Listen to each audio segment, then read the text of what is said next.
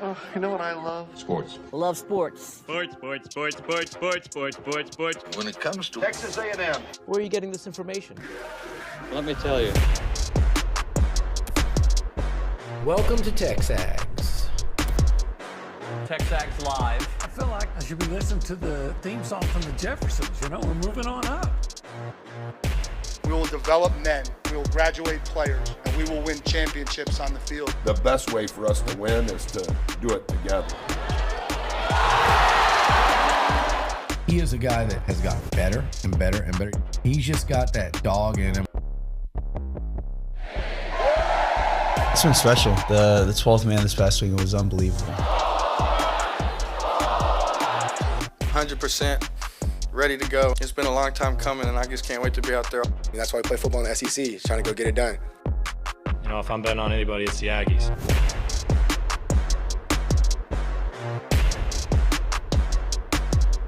All right, so who do we really know about in college football? Like, who do we know is going to be a powerhouse the remainder of the way? Do we really know enough about any of these teams? Welcome into TexAgs Live, presented by David Gardner's Jewelers. In the Rollo Insurance Studio, currently at the Holistic Planning Cool Zone. We'll tell you a little bit about holistic planning here in a moment.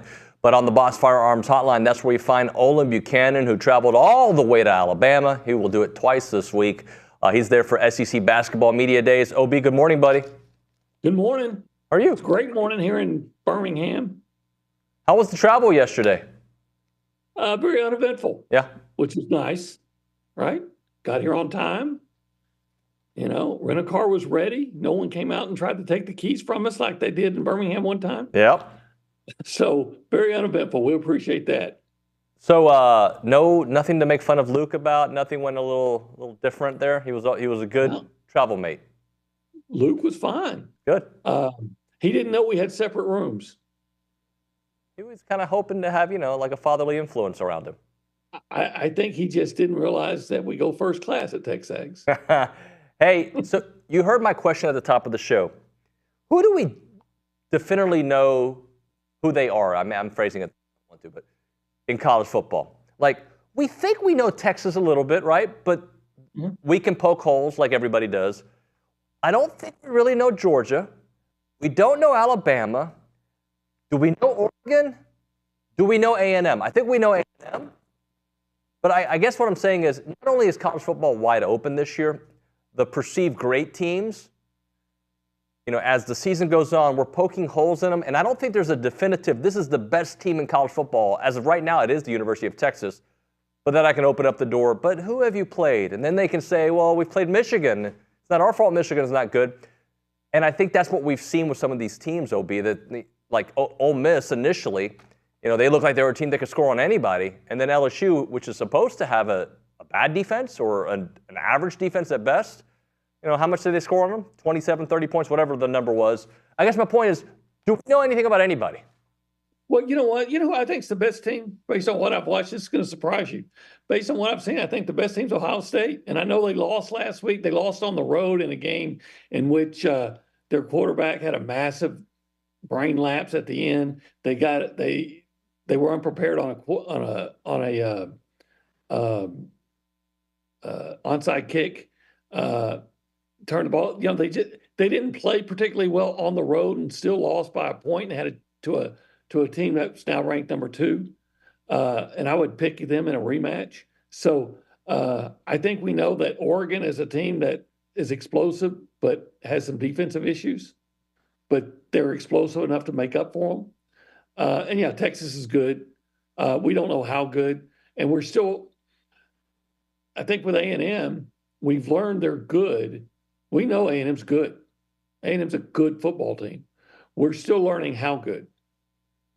Well, I think that's a way to phrase what we're going to go into here, because I think maybe it doesn't matter how good a team is as long as they're surviving. And my point to that is, in years past, that you can point at 2-3 teams that you think are the best teams in college football, they're going to run away with it.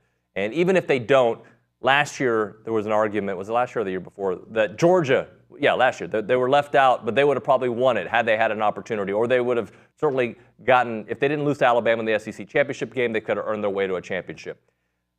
Michigan felt like a team that was ascending in that direction all year long, even with all the adversity. Like, man, this may be Michigan's year. And this year I look at it, I was like, I think Texas looks like the best team in football. But I like the direction Texas A&M is going. Not saying that they're the best team in the country. That's not my point. My point is I feel like I know who they are. Now they got to prove it, but I feel like I know who they are. They are a smash-mouth football team with great defense, and now we're about to find out more about the offense. And that, can Connor Wigman have 2 straight games that he is elite in an SEC game? That's what we're looking forward to seeing this weekend against Mississippi State. But it may not matter how good you are in this new rephrase. It may not matter if you're that elite team right now, as long as you're surviving and getting invited to the dance. Yeah, just get into the 12-team playoffs, then see what happens from there. I think there were 2 or 3 teams last year that were absolutely elite. Obviously, Michigan was. I think Georgia was when healthy. Alabama was. I mean, let's not forget that Alabama. After the Texas game. Well, yeah, but I mean, at the end of the year and during most of the year, let's not forget Alabama was at the, inside the 5-yard line? Yeah. In overtime? When they lost to the national champion. And Washington, those are some 3 or 4 elite teams. I don't know if we're going to see an elite team this year. I think we're going to see a lot of really good ones. But is there a team that when they go on the field, you just think the only team that can beat them is another team that's elite? And I just don't know that you have that team that you look up and say, I mean, we talk about Oregon. Oregon's number 2 in the nation. If Boise State can cover a kick, or if their coach would just give the ball to his running back more, Boise State beats them. Yep. So let's just go through this scenario for a moment. What will it tell us if Georgia smashes Texas on the road, or vice versa? Texas smashes Georgia, because this game to me is so telling for both. Georgia's going to be on the brink of being eliminated from the playoffs if they lose this one. Texas, they're going to finally show that, hey, this is who we are against real competition. And I know they've played some teams, but this is a different level of competition. Although I don't know, is Georgia, that defense looks a little suspect this year. It is. It's not what you typically expect from Georgia. They're giving up more big plays than usual. Their secondary just isn't as strong as it typically is, but they're still really good. And if Texas beats Georgia, it should remove any questions. Doesn't mean Texas is going to win a national championship, but you just said it. Yeah, Texas is. They're number 1. Nobody's denying that they deserve that, but there's still a certain amount of question: is who did you beat? How good are you? Michigan's not that good. That's your big win. Oklahoma's atrocious. So just because you did what you're supposed to do against a bad team, but who have you beat that's really good? That's a good football team? Nobody. So if you go out and beat Georgia, there's no more questions about them. The only question is, can somebody beat them, and what's it going to take? All right. I am not saying that Texas A&M is better than Texas at this point. I'm not saying that at all. But who has a more impressive 2024 resume to date? Well, I would think you'd say A&M does. I mean, the A&M lost to Notre Dame, but A&M also has a victory over a top 10 opponent. And a road SEC win matters. Now you can come back and say, wait. An unbeaten record trumps everything else when you've played, the defending national champion. I say, okay, that's a point. I mean, that's a good point, and it's valid. But if you're looking at the caliber of opponent, I think Arkansas is better than Oklahoma. If Arkansas and Oklahoma played, I'd take Arkansas. I would.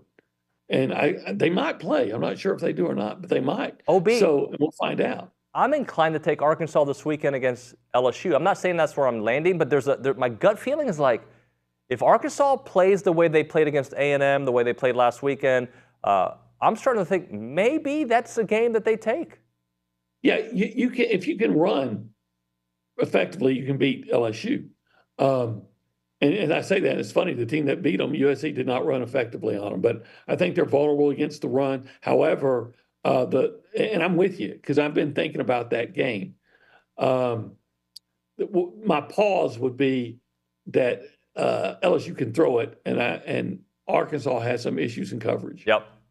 We are in the holistic planning cool zone. The NFL recently became the last of the big four North American sports leagues to allow private equity firms to acquire ownership stakes in teams. For years, professional sports investing was reserved for the ultra-wealthy. Not anymore. If you're interested in learning more about professional sports investing and determine it may be appropriate for you, holistic planning is your ticket. Check out investinprosports.com today. Obi, before we go around the room and hear from the people, let's hear from Coach Elko yesterday. Because he talked about, and we'll get into it in the next segment as well, and with Charean, about how Mississippi State is a team that is growing. Their record may not be great, but they've grown from that team that got blown out by Florida and Toledo to a team that at least makes it somewhat competitive in the first halves of games, and really against Georgia in the second half as well. Just made it a little bit more interesting. Here's Coach Elko. Obviously, I think this is a team that's getting better every single time they go out on the field. I know the results maybe aren't exactly what they've wanted them to be, but if you look at the way they're still competing, if you look at the way they're still improving, I think it's an extremely dangerous football team. I think it's a very talented football team. When you look at them on offense, they've had to transition to a freshman quarterback, Michael Van Buren, making his first 2 starts on the road in fairly hostile SEC environments, and I think he's continued to grow. I think the second half of Georgia really found a rhythm and played extremely well. To go into Georgia and score 31 points is certainly no easy task, and he did that. I think they have 3 elite wide receivers, Kevin Coleman and Mario Craver, are I think kids that can really stretch the field and take the top off of the coverage. They got a very veteran offensive line. They rotate a bunch of tailbacks. They rotate a bunch of tight ends. And so, Coach Lebby has always been known for how well they play offense, and this group is certainly starting to find their rhythm, trying to do the things that he wants them to do. Defensively, I think they're starting to get healthy. I think they're starting to add some pieces into the equation for themselves each week. I think they're starting to find an identity. They've obviously struggled a little bit early in the season, but I think they're starting to really come along. Mississippi State is always talented up front. They've got long, athletic defensive linemen. They always have. Stone Blanton's a kid. Again, you kind of keep going into these week by week. Kids who've been in this league forever. Stone, I still remember recruiting from back when I was here as a defensive coordinator. Really talented player. And I think Isaac Smith and Bryce Pollock kind of highlight their secondary, and it's an improving group every single week. And so full expectation is that we're going to have our hands full going down to Starkville. We always do. We're not very good in Starkville as a program. Not very good in Starkville. That really stuck with me because we had talked about it on the show earlier. But when the head coach realizes the history of going there, going back to what we talked about yesterday with the Arkansas A&M series at Jerry World, always an interesting game. There's something about going to Starkville that for some reason A&M has not been able to crack the code consistently. I think really, if you'll look back, the games against Mississippi State have kind of been the indicator of how the season's going to go. Yeah. When you've beaten Mississippi State, you've typically had strong years. When you've lost to them, you haven't. And sometimes it was early in the year. You lost them. Sometimes it was late. But when you beat, the first 2 years in the SEC, when A&M, they beat Mississippi State both years. The good 2020, they finally beat Mississippi State. It wasn't pretty. So it's funny. It seems like Mississippi State, especially in the years when you go to Starkville, it's kind of defines how A&M season is going to go. Yeah, no doubt about it. If you want to be a part of the conversation this morning, you can do it multiple ways. You can call us up at 979-693-1150. If you call it, we'll pick it up on the Boss Firearms Hotline. You can text the show on the Little Sluggers text line. Little Sluggers is age-appropriate baseball fundamental classes in Aggieland, Houston, and Austin, and Brenham for kids 2 to 8. Sign up for a free trial at cotosports.com. That's COTOsports.com. We go behind the glass. We say hi to Nick Savage. Nick, good morning, buddy. Howdy, good morning, y'all. What's up, man? Well, kind of just looking at the numbers, I know y'all dove into Mississippi State a little bit yesterday, but I today was my first look at their numbers, and defensively, they look pretty vulnerable there. So I feel like A&M will have a lot of success going into Starkville, especially running the ball and even throwing the ball. I mean, they really don't, the numbers don't pop out at you on either side of the ball. So I feel like A&M offensively will have no problem putting points on the board, and I think that bodes well for the Aggies. OB, it goes back to something that we know in football, like on the road, don't play stupid, right? Don't turn the ball over. Like, don't get dumb penalties. Like, just play smart football, and you win comfortably. You play dumb football, you put yourself in a vulnerable position to get upset. Well, and again, that's been the case in Starkville so often, right?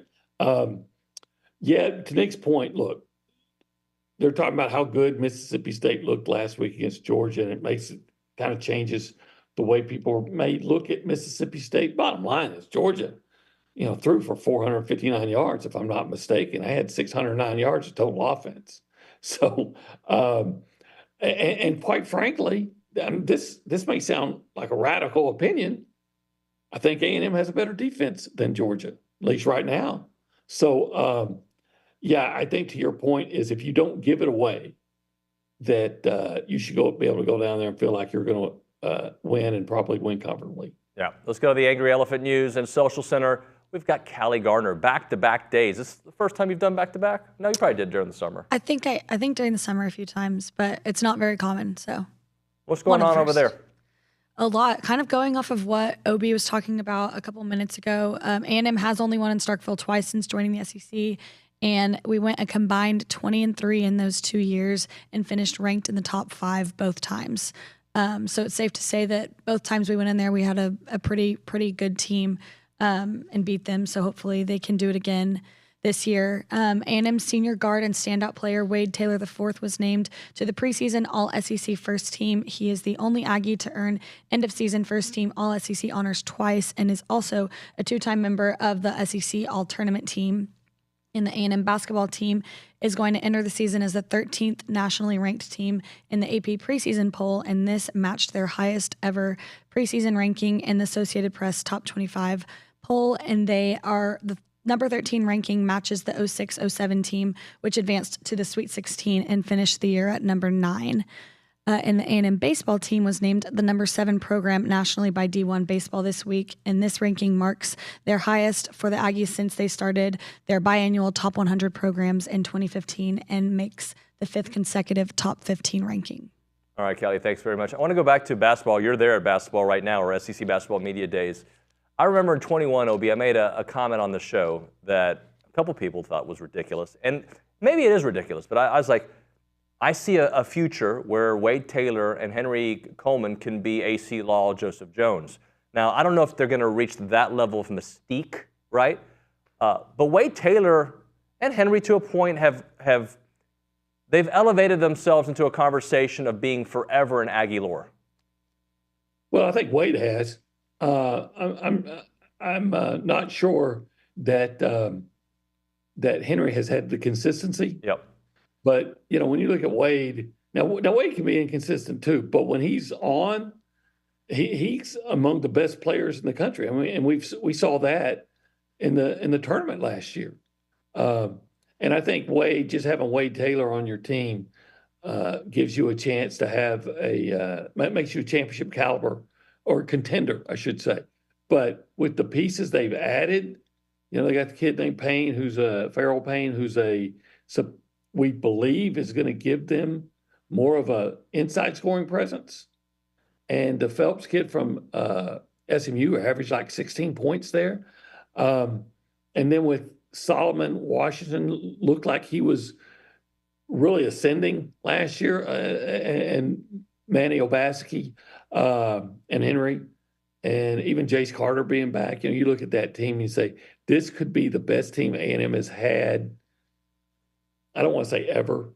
Shelby had some amazing teams, but this could be definitely, I think, the best team that Buzz Williams had. And last year, they were close to getting to the Sweet 16. So I don't think there's any reason to have expectations that they would at least get to the second week of the NCAA tournament this year.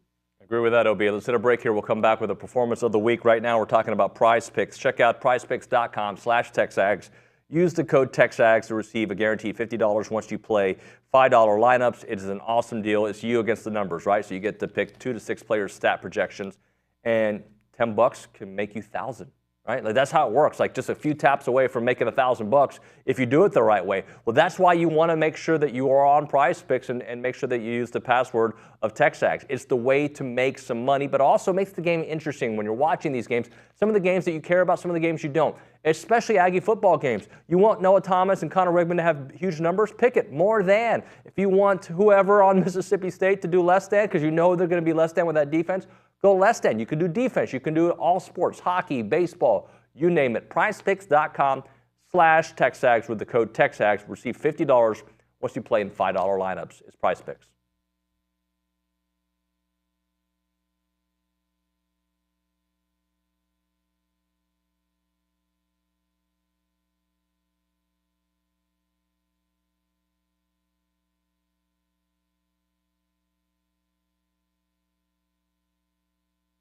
What's up, TexAgs? This commercial break is brought to you by my good friends over at Aggieland Chevrolet, the official automotive sponsor of TexAgs.com and me, Billy Liucci.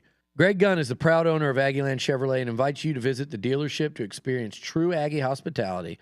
From their friendly staff to the experienced service team, Aggieland Chevrolet is TexAgs approved. Check out the dealership off of Highway 6 in Bryan or go to AggielandChevrolet.com and tell them Billy Liucci sent you by.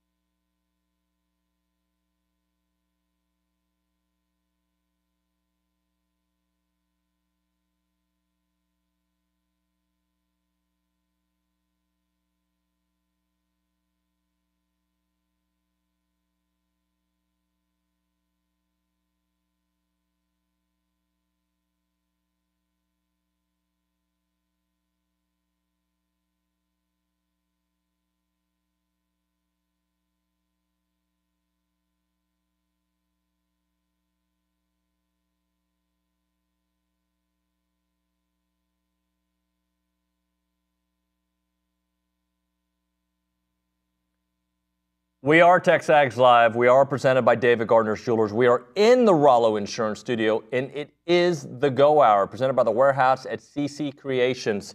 He's Olin Buchanan. I'm David Nuño. Olin's in Alabama for SEC Basketball Media Days, and I'm just here having a good old time with a fake beard. All right, OB, let's do the performance of the week. All right, I'm going to look, I chose other programs. I mean, I could have picked some A&M ones. I probably should have, but I picked some other college football programs that I thought made some noise this weekend, but I'll allow you to, allow you like I'm the king.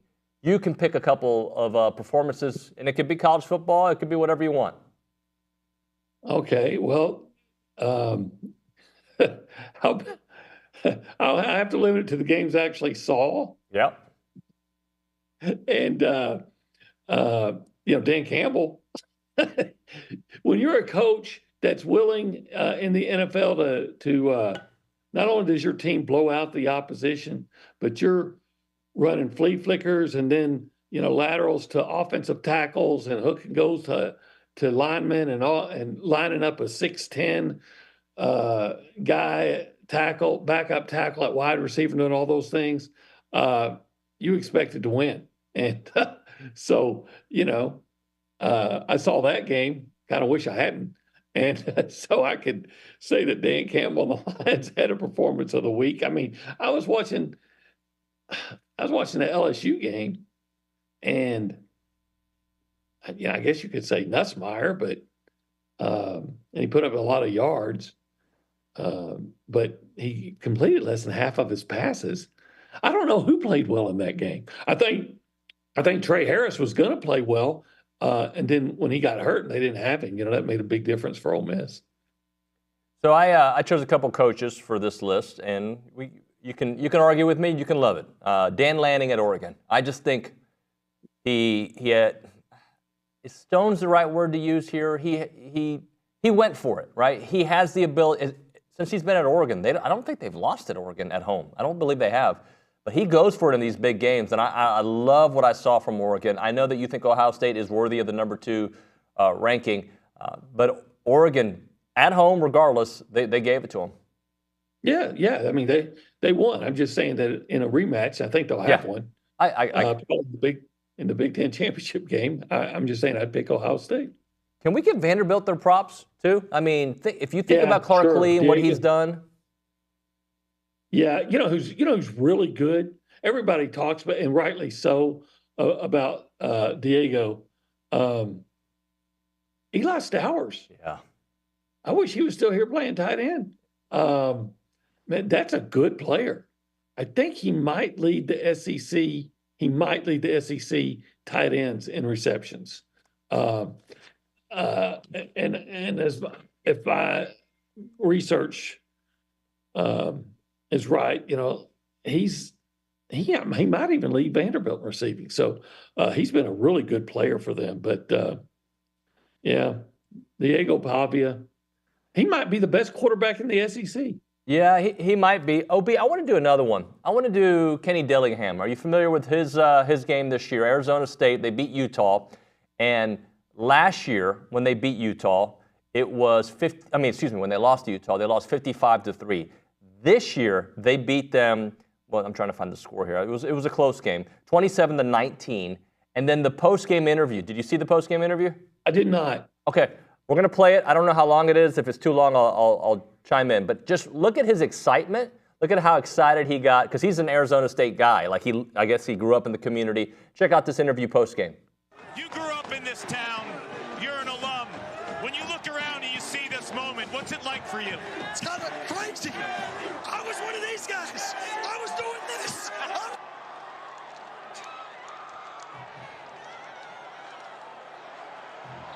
Awesome job, Coach. Incredible.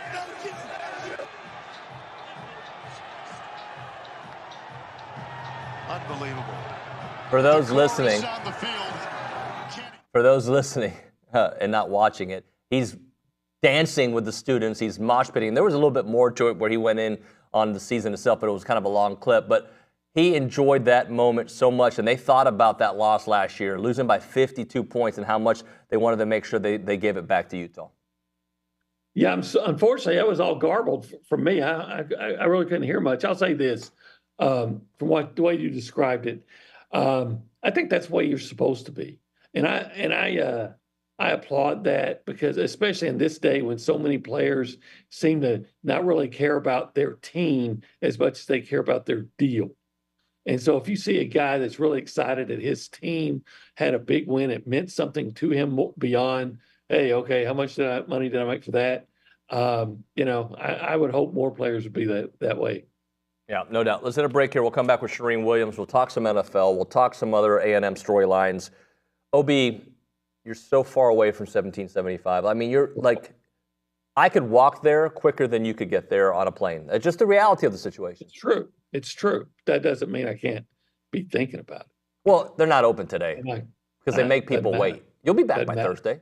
Look, as Tom Petty once said, the waiting is the hardest part. Once you get there, eating is easy because the aroma just envelops you, and it just smells so good. And then you look at it visually, it's amazing. And then you taste. It's like a Mardi Gras for all five senses. Are you a fast eater or a slow eater? Oh, I'm a fast eater. Yeah, me too. Yeah. And you know what? When I'm eating at 1775, I get faster. But I'll never fast when I'm at 1775. But I'll eat fast. But you will fast so you can eat more when you get there. But sometimes it has the counter effect. Yes. I will fast so I can eat fast at 1775. I can't get there fast enough. Well, you're far. Open Thursday through Saturday, 11 a.m. until they're sold out. Online ordering turns off at 10 a.m. 8203 Raymond Stosser Parkway in College Station. 979-492-6241. 1775txbbq.com.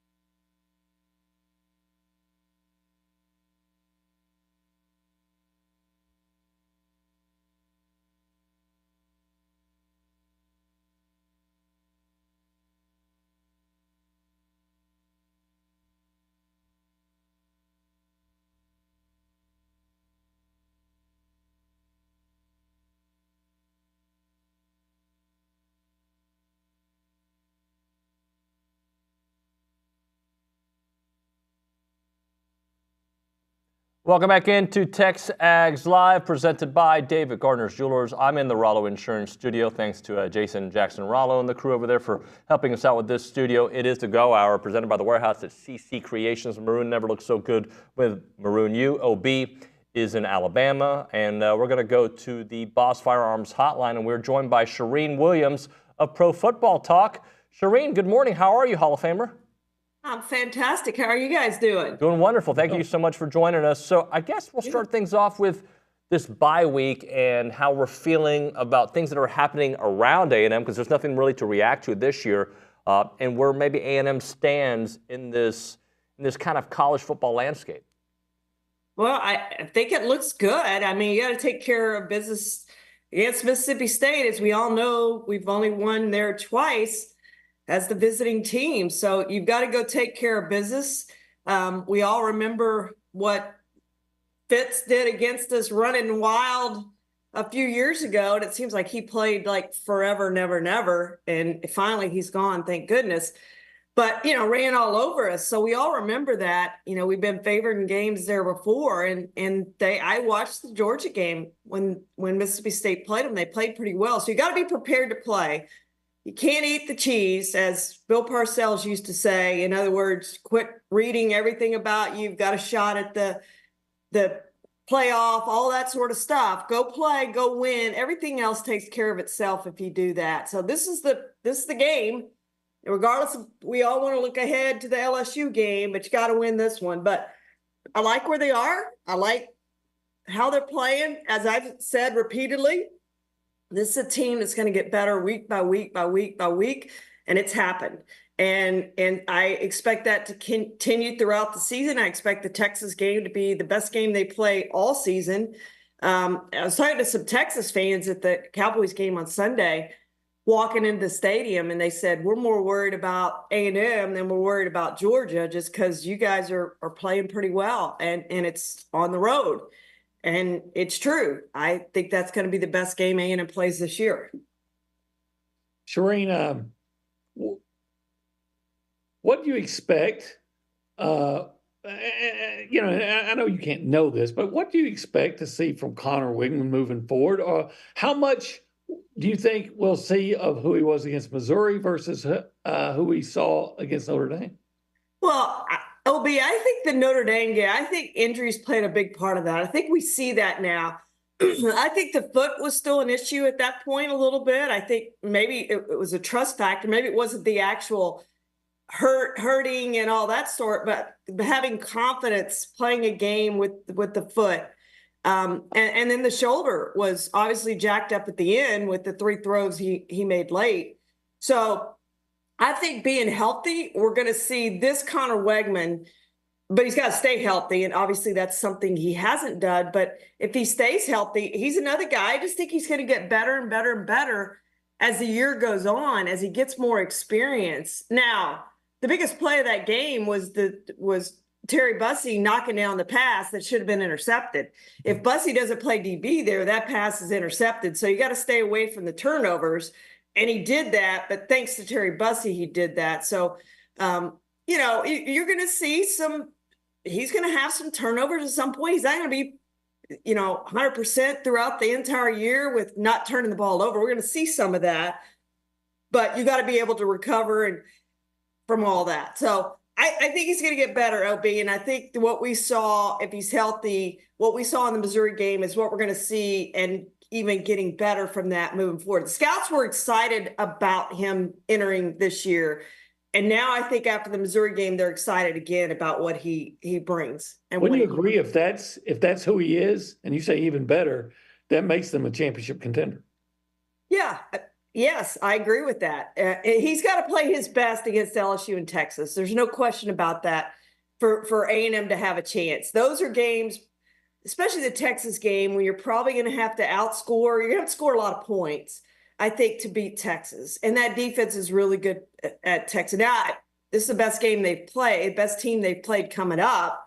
There's no question about that. You can argue who they've played, who they've beaten. But I do think it's going to be the best defense they've played all season. And LSU's defense is not terrible. They're pretty good. So yeah, he's going to have to play well in those two games. And I think if you split those games, I think A&M has a real chance to make the playoff. If you win both of them, I don't think there's any doubt. I think we all know A&M's going to be in the playoff regardless of what they would do in the SEC title game. Talking to Charean Williams here on the Boss Firearms Hotline. Charean, I'm going to read a text that came up on the Little Sluggers text line that says, what top 15-20 team has an elite defense, question mark? I would argue that the Aggies, obviously it's question mark, would go on the rise. We would have it. We would go a long way with our defense carrying us. And that's kind of a point I made earlier in the show. Defensively, like, what team is playing at a high level? I think Texas has a very good defense. They're about to be tested by Georgia's offense. But who else has an elite defense that has an actual chance? Notre Dame. I mean, we played them, and I'd say their defense was pretty darn good. So Notre Dame, A&M, I would say Texas, obviously, with what they've done defensively is right there. That's the three to me that stand out. And, we talk about getting better. That defensive line and offensive line, that to me, that's the key, as well as Connor Wegman, of course. But to me, that's been the key for this team. Bill Parcells always said, and no, I'm citing him a lot, but he's brilliant, obviously, as a football coach, Hall of Fame. And he always said, if your offensive line and your defensive line is good, you're going to have a good team. And I think that's what we've seen with this A&M team is the offensive line and the defensive line have continued to get better. And I think they're really good. And as long as they continue to play the way they're playing, A&M's going to have a chance in every single game. I don't mean to put down. Look, I'm acknowledging Texas is good on defense, right? We all know they're good on offense. But ask yourself, who's the best quarterback Texas has faced this year? Well, that's a good point. They haven't. And Michael Hawkins, Michael Van Buren, the guy at Michigan that can't throw a pass. Yeah. A McCown at UTSA, maybe. It's a great point, OB. They haven't, and this will be the first one, and they're going to play a lot more of them coming around. So it's a great point. We're going to find out about that Texas deal. I don't think we know a lot about Texas yet. It's my lack of respect for Michigan and who else Texas has played. I don't think much of OU. I know they had a lot of injuries, but that offense of OU is pathetic. Like they're not going to score. OU will be hard pressed to win very many more SEC games. I will say that. I think we're going to look at the end of the year and go, that OU team was really, really bad. I just don't think they're very good. So to your point, yes, this will be the best. Georgia will be the best test that they've had this year. And I think we find out a lot more about Texas this week, how they play against Georgia. All right, OB, I'm going to let you ask the Cowboys question before we get Aggies in the NFL because I feel like you would be a little bit more passionate on this topic than I would. God, well, I go so many places with this. Should McCarthy be fired? Do they give Dak Prescott way too much money? Could Le'Veon Moss start at running back for them right now? Well, let me ask you a question, OB. Because I do think McCarthy's gone at the end of the season. Woo-hoo. But who do you hire? Who do you hire that's better? Because they're not going to go hire the up and coming hotshot coordinator. So who do you go hire if you're the Cowboys? Do you hire Bill Belichick? Yes. I would hire Charean Williams over McCarthy. And I'm not even joking. But yeah, if Belichick was that, but the problem with that is we both know is you're going to have to let him coach and let him run things. And I believe that there was always this that Jerry has spent the last 30 years trying to prove that the dynasty of the 90s was not a product of Jimmy Johnson. Yeah, and all he's done is prove that it was. Yeah. Completely agree with you. And, when I presented Jimmy Johnson for the Hall of Fame, when I presented him, Jimmy sent me his contract. He said, hey, a good point to make is I also served as GM of the Cowboys. And he sent me the clause in the contract. He knew Jerry. So he had to put in the contract that he was in charge of all personnel decisions. And so he did serve as a GM. He did win those Super Bowls. Jerry was owner. Jerry deserves credit for those. But that was a Jimmy Johnson built team. And they spent, since that last Super Bowl in 1995, they spent that whole time with Jerry trying to prove that he can be Jimmy Johnson as GM, and it hasn't worked. And it continues not to work. And they didn't do anything in the offseason to address their problems. So they are where they are right now with no running game, no ability to stop the run. And that defense is ragged. And I'll say this. You hate talking about guys' effort and quitting and all that. But I'll say it like this. Trevon Diggs, what he put on film, he should not be proud of after that game on Sunday. Well, if you'll go back to that game, that playoff game they lost to the 49ers a couple of years ago, and the big swinging play was a long pass, I know you'll remember, to the tight end from Iowa. I can't think of his name right now. They're number one, the 49ers number one tight end. Oh, Kittle, George Kittle. Yes. And the one guy who had a chance to keep that from being a big play was Diggs, and he actually dodged contact. So he's like Deion Sanders in that he doesn't, but he likes contact even less than Deion did. Yeah, and you got to be able to make plays as a defense, and sometimes that entails that your secondary's got to make some tackles, and they didn't do anything. I mean, and I know they were missing a lot of defensive players. I understand that, but then we go to talk about the depth. Why didn't they address some of those depth issues this offseason with some free agents? Why are they where they are with the players behind them not being able to play? And so, there's this team is not good, and they'll probably win 8 or 9 games because you look at the schedule. There's some wins on there that they'll get, but I don't see them, even if they get to the playoffs, they're not going to last long. And I don't think they get to the playoffs, frankly. One last thing real quick. Does Dan Campbell have something? Was there something does he have some animosity of something that may have happened with the Cowboys, or was he just having fun there at the end and not trying to rub it in, or just having a good time in a blowout? I think it was he played for the Cowboys. He has a great relationship with Jerry. I think it was some of, hey, look what you could have had. Look where I am. Look where you are.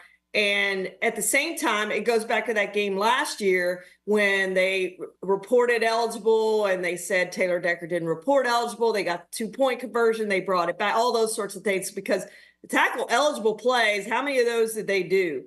They did a ton, and they did 3 passes. I think they tried to, or flip, whatever, trick plays with tackle eligible players. So I think it was a little bit of both. I think he was trying to prove something, prove a point. And I think also that they were having a lot of fun. And when you win that big, yeah, it's fun. Charean, we're so late. We got to do Aggies in the NFL. Let's get through it. Gotcha. Number 3, we're going to give Dan Moore a little bit of love. We need to give some offensive linemen love. It wasn't a great week for Aggies in the NFL. So Dan Moore, Pittsburgh's left tackle. The Pittsburgh Post-Gazette wrote, if you haven't seen it, go Google it. It's free. You can call it up. Wrote a great story on him, how he has become the leader on that team. They keep trying to replace him. They can't replace him because he's that good. One of the best left tackles in football this season, playing great. Number 3, they had a big win. Number 2, Myles Garrett, 4 tackles, 2 tackles for loss. Playing with those 2 feet injuries, but he had the blocked field goal that the Browns returned for a touchdown that was just huge. Jumped over the top of the center without touching the center. The other guy held him down. Great play. If you haven't seen that, go Google that. Number 1, OB's not going to be surprised, Dan Campbell, for what he did in dismantling the Cowboys. I went to the Lions locker room after because I was doing something on Aiden Hutchinson because that was the biggest story out of that game. And they're going to have a harder time now getting to the Super Bowl and winning the Super Bowl without Aiden Hutchinson. But if anybody can do it, I think we've seen Dan Campbell can do it. He's a big candidate right now for Coach of the Year, and he's doing a great job there. Charean, great stuff as always. Thank you so much. Appreciate you. Thank you, guys. Charean Williams there on the hotline, bringing it, the Boss Firearms hotline. So I want to do this quickly, OB. You're not going with me, unfortunately, but I'm going on this awesome hunt thanks to our friends at Bird Dog. Check out birddogit.com/TexAgs hunt, TXAGS hunt, to find out all about this awesome couple days that we're going to be going to Brady, Texas. And it's November the 6th through the 8th there in Brady, Texas. All-inclusive hunt. You'll go there 2-night upland shoot with some Aggie legends, guided hunt, skeet shooting, axe throwing, cold beverages, Aggie Fellowship, live music from a country star legend, 5-star legend. His name is Roger Krieger.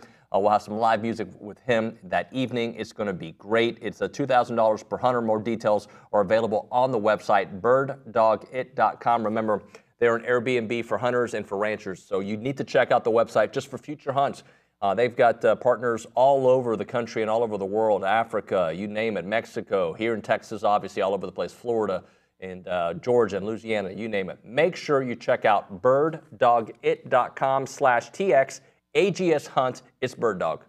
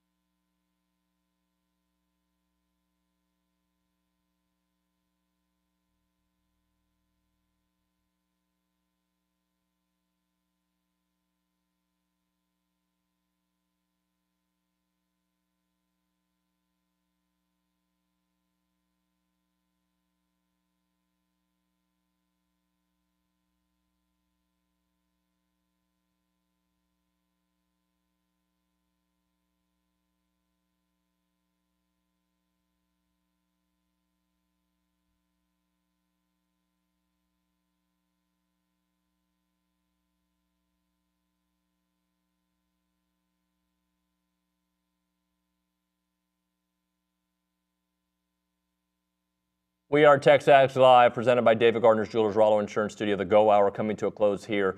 Obi, I want to read this. He's on the Boss Firearms hotline. Dennis Dodd breaking overnight. SEC and Big Ten in preliminary talk to play a series of challenged non-conference games against each other that would further their primacy in FBS and stiff-arm private equity and Super League incursions. First to report that, the USA Today. I look forward to it. Look, it's happening, so there's no point in hand-wringing about it. And look, give me better games. You know, give those fans that paid so much, that have to pay so much for the tickets and the donations and all the other things you have to do to get good seats, give them good games. Yeah. What's on the agenda today? You've got Buzz and Company? Yeah, Buzz and Company. I think Hayden Hefner and Anderson Garcia is going to be there. And Buzz, and we're going to talk to those guys and see what they have to say about A&M, in this upcoming basketball season. It just starts in a few weeks. And I think there's great expectations for this season, and see what they have to say about it. Awesome stuff. Thank you, Ob. Appreciate you. When we come back, Jamie Morrison here in studio. It's TexAgs Live.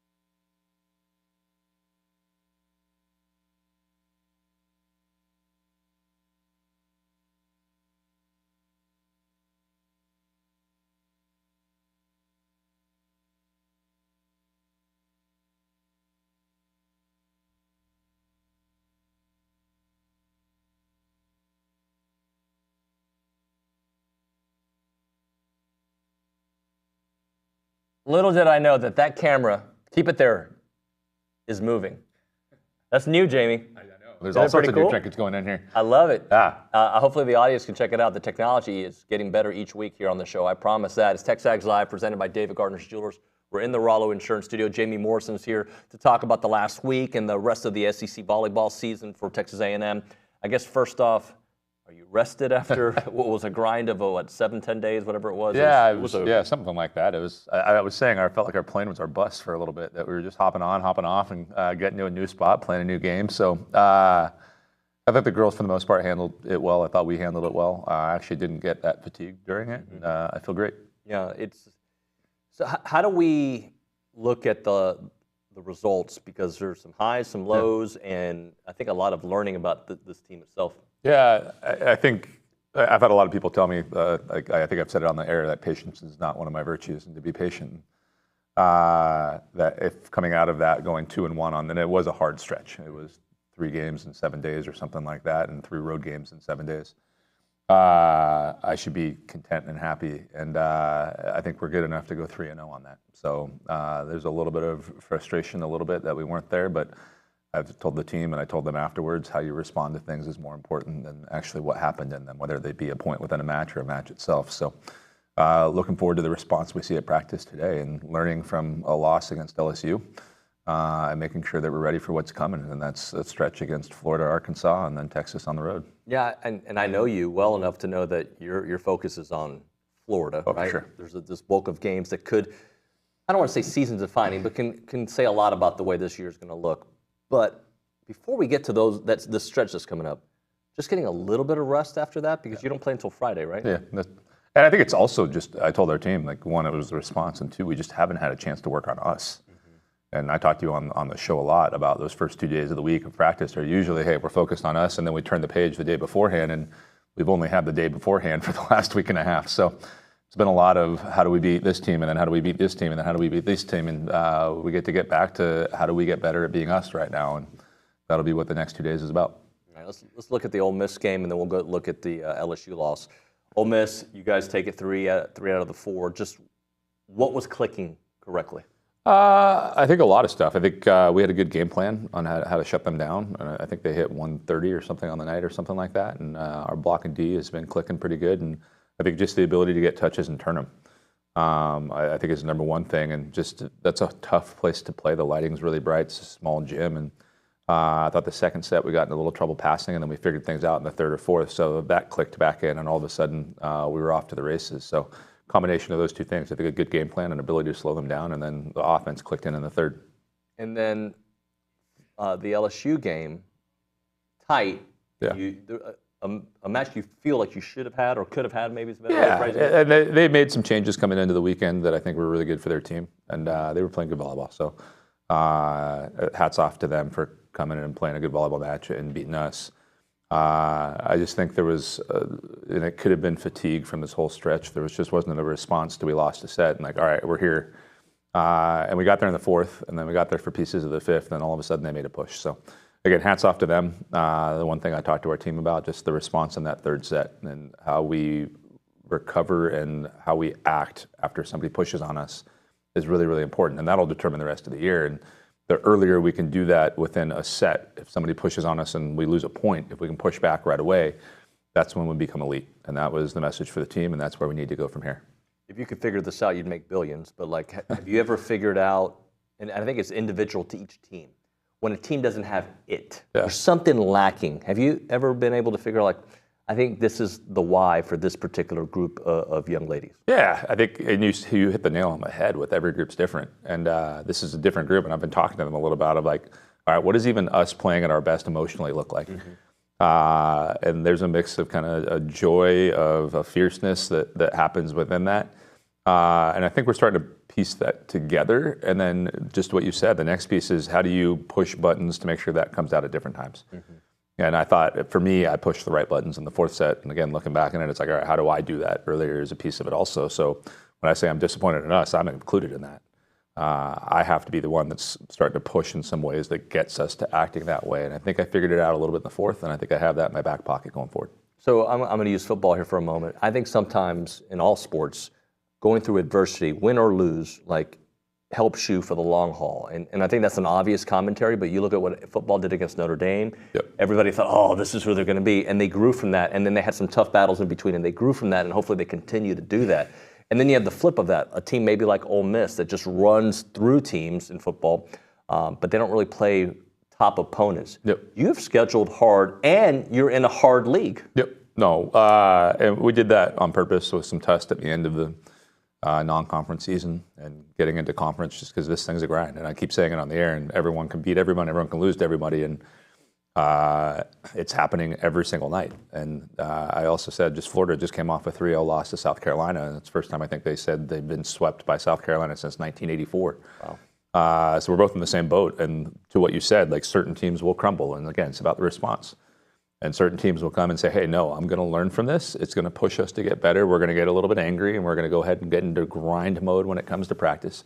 And we're going to go take this out on Friday when we play our next opponent, and that's Florida. So whichever team handles that better, in my opinion, this week is the team that'll win that match. I'm listening to Tim Grover's book on being relentless. I don't know if you've read that one, but it's really good. He was Michael Jordan's trainer and Kobe's trainer and Dwayne Wade's trainer. He's amazing, but he talks about for certain athletes and for the guys that he usually trains, being angry is a good thing. It doesn't always work that way, and I think this generation maybe, it might be split.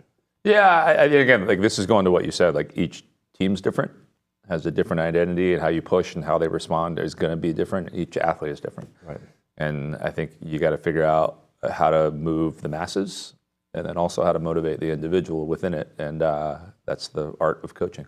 Well, I don't want to say motivation is needed for this Florida match, but since Florida's in a very similar position to you guys, like I feel like you got to read the room, read the situation, and understand that team is also feeling like they're a little vulnerable and they've got to come out of this funk. Yeah, and we talked about it. It was the message I gave when we left the airplane, and I usually talk about that. Hey, here's what we're doing going forward in terms of logistics, and here's what we're doing emotionally. And it was that. It's, hey, we're both in the same boat, and whoever responds the best to this is the team that, like I said, is going to come out on top. So they're a good volleyball team. They're well coached. I have nothing but respect for Mary.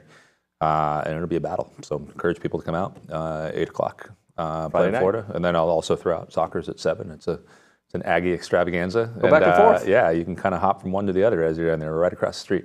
I know you've explained it before, but just for our casual audience that maybe hasn't heard, just can you explain how RPI is such a big deal for volleyball? Yeah, so there's some influencers, and I'm pushing to get away from RPI, but the biggest one in terms of seeding, in terms of who makes the NCAA tournament, is RPI.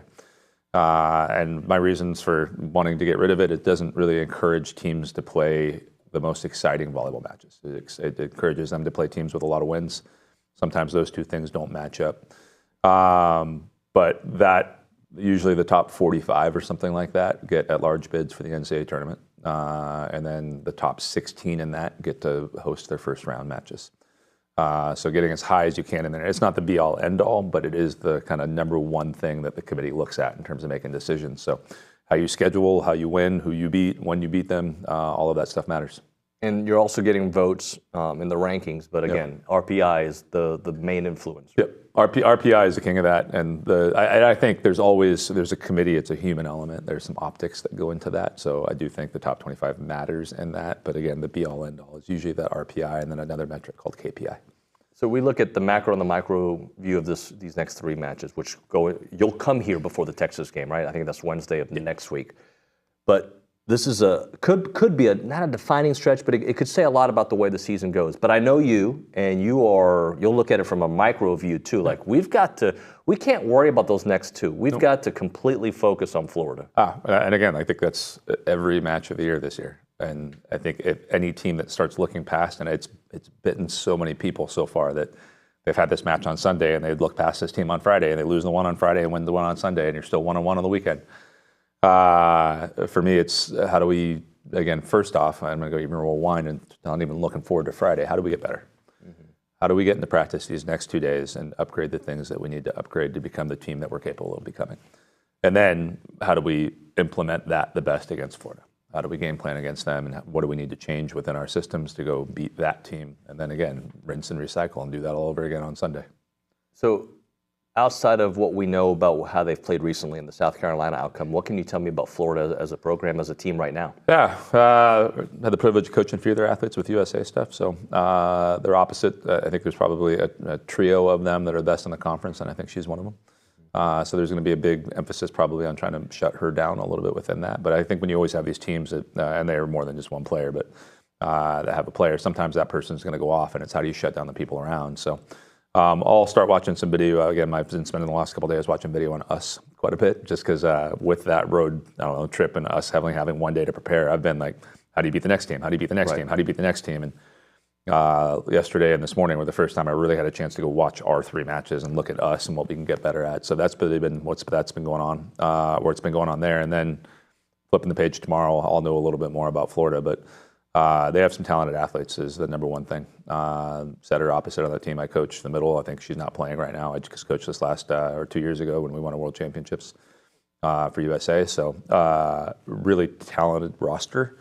Their setter's just coming back from an ACL injury, so how's that connection going on? I don't know. I got to go watch that a little bit. That's always hard when you haven't played volleyball in 9 months to come back right away and get a touch. So I'll take a peek at that tomorrow. I heard you yesterday talk. You were asked about how this kind of trip can bring closeness to a team. Yeah. And you mentioned the story of one of your players saying this is the closest team that she had been on. Kind of go a little bit deeper into that, because I think that is a powerful thing for a team that's trying to get to that next level, to have that relationship. Yeah, and I don't know, have some tenets on our team. We talk about being a network and everyone being connected. And some people are going to have stronger connections than others, but everyone needs to be connected to everyone in some way, shape, or form. And I'm always big on the dinner table, and we'll mix up groups on who goes out there. But it's just nice when you don't mix up the groups, that different people are starting to interact, and there's a camaraderie and a connection between everybody that we can sit down and have a conversation and be seen as human beings. So that's the thing I'm most fired up about. Then you hear in an interview one of your players saying this is the closest team I've ever been on. It makes you feel pretty good inside that that's happening. Because at the end of the day, again, I'm hoping we win a national championship, and I'm hoping we go as far as we can in the tournament. But there's also a hope that this is a lifelong memory for every athlete that's a part of our program, that this is an amazing experience that they get to go through, that hopefully one person on this team is their maid of honor in their wedding, and everyone's showing up every single year or coming back to an alumni and being like, man, that was the best time of our lives. And there was hardship. There was these things that we had to get through, but we did it together. And I get chills as I'm saying that, because that's why you do this thing, is, again, try to create that bond, that relationship, and then push as far as you can in terms of excellence. And get as far as you can in this tournament and college athletics. It's fun that you say that, because at this position in my chair here, I get to see that happen when former players come in from all sports, and the group chats that they have, and being together all the time. And also, I think that philosophy that you have there helps break up the natural cliques that happen on a team, right? There's natural cliques that just kind of develop. Well, I went to school with this girl, I've known her from the national team, and then it kind of feels like people gravitate. But when you do kind of, I don't want to say force, but organically put them in environments where they can grow those relationships, that's how I think that those kind of relationships start. And we talk about it all the time, like those cliques are going to happen. Like there's certain people that you're going to resonate with. Mm-hmm. Certain people that you're going to, I don't know, have this connection with, where you're like, man, again, one person is going to be somebody's maid of honor, but there could be a lot of people at a wedding party. Like, you're going to have some sort of connection that's tight, but we just talk about great teams, and what they have is this connection to everybody, is that I can rely on that person. I can go to that person. I feel safe with that person. And they might not be the person I'm closest with, but I still feel safe with them, and I still feel like I can be myself around them. And that's, again, one of our other core tenets, is we're accepting of everyone for who they are within our program. So yeah, that's starting to get there more and more, and it's awesome to see in year two. So for this week, the goal is to just, daily 1% better kind of mentality. I think, my number one thing that I'm just fired up and excited about, and we're watching video on, is just we haven't had a chance to really work on us. Mm-hmm. That's the goal number one, is can we upgrade us this week? And then it's can we use us to go beat Florida, is the step two of that. But again, next 2 days, can we? And I'm shooting for 2%. I'm a little bit audacious this week, so I think 2% is doable. All right, cool. I think it's doable. And as a reminder, Friday night at 8:00, come pack Reed. Come pack Reed. We've been away from this place and away from the 12th man, and I just still have that feeling of a Texas game in the back of my head. Like, man, I can't wait to get in front of our crowd again and show that off to other people in the conference. I had to switch it up because typically I have you at 9:20, and that's what I do. We have a new ad. I tried. I get something new. No, you're bringing it out. I did the old switcheroo, like the rundown. I think Aggie Land Car Wash just needs to sponsor me from now on. Hey guys, are you listening? and I say it with a lot of love, by the way. Aggie Land Car Wash, your car wash tradition with the friendliest staff and a personal touch, is back. They're Aggie Land's first green car wash. They recycle 100% of their water. You know the two locations. William D. Fitch is the original one, right behind the Shipleys in South College Station. The newest location, 2528 Texas Avenue South in College Station, right across the street from the Planet Fitness. They have all the services you want. You can wash your car there and get it done the right way. But the Texas Avenue location does offer that full-service wash. They'll take care of all the cleaning, drying, vacuuming, you name it. They'll take care of it. And they have 3 levels of full-service washes. And we're going to give a free one away. That's a $40 value. We're going to give a free one away at 979-693-1150. Again, that number, 979-693-1150. The first caller will get themselves a free car wash from Aggie Land Express Car Wash in both the South Texas location and the the South College Station location, of course, the Texas Avenue location. But the free one is for the Texas Avenue location.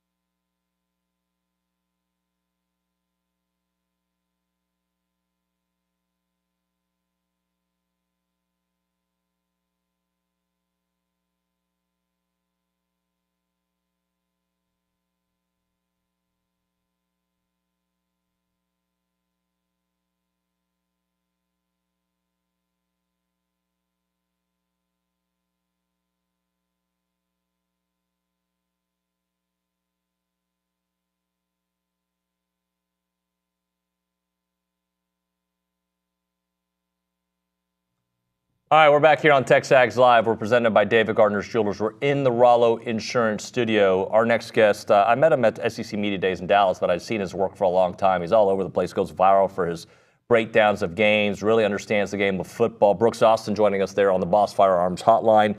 You can check out his work at dogsdaily.com and Bulldogs on SI. Brooks, what's up, buddy? How you been? I'm hanging out, man. We got a big football game coming up this weekend. Normally, I feel like during the season, I just work 7 days a week, 365, just like round the clock.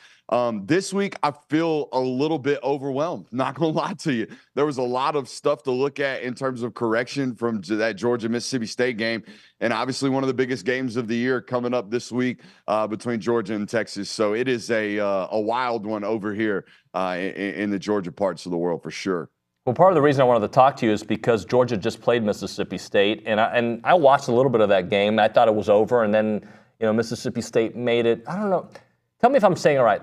Made it interesting. I mean, they were getting blown out, and they scored some points late. Some of that could be just like when A&M played Florida. They take the foot off the pedal. Some of that is Mississippi State's a team that likes to keep. They just didn't quit.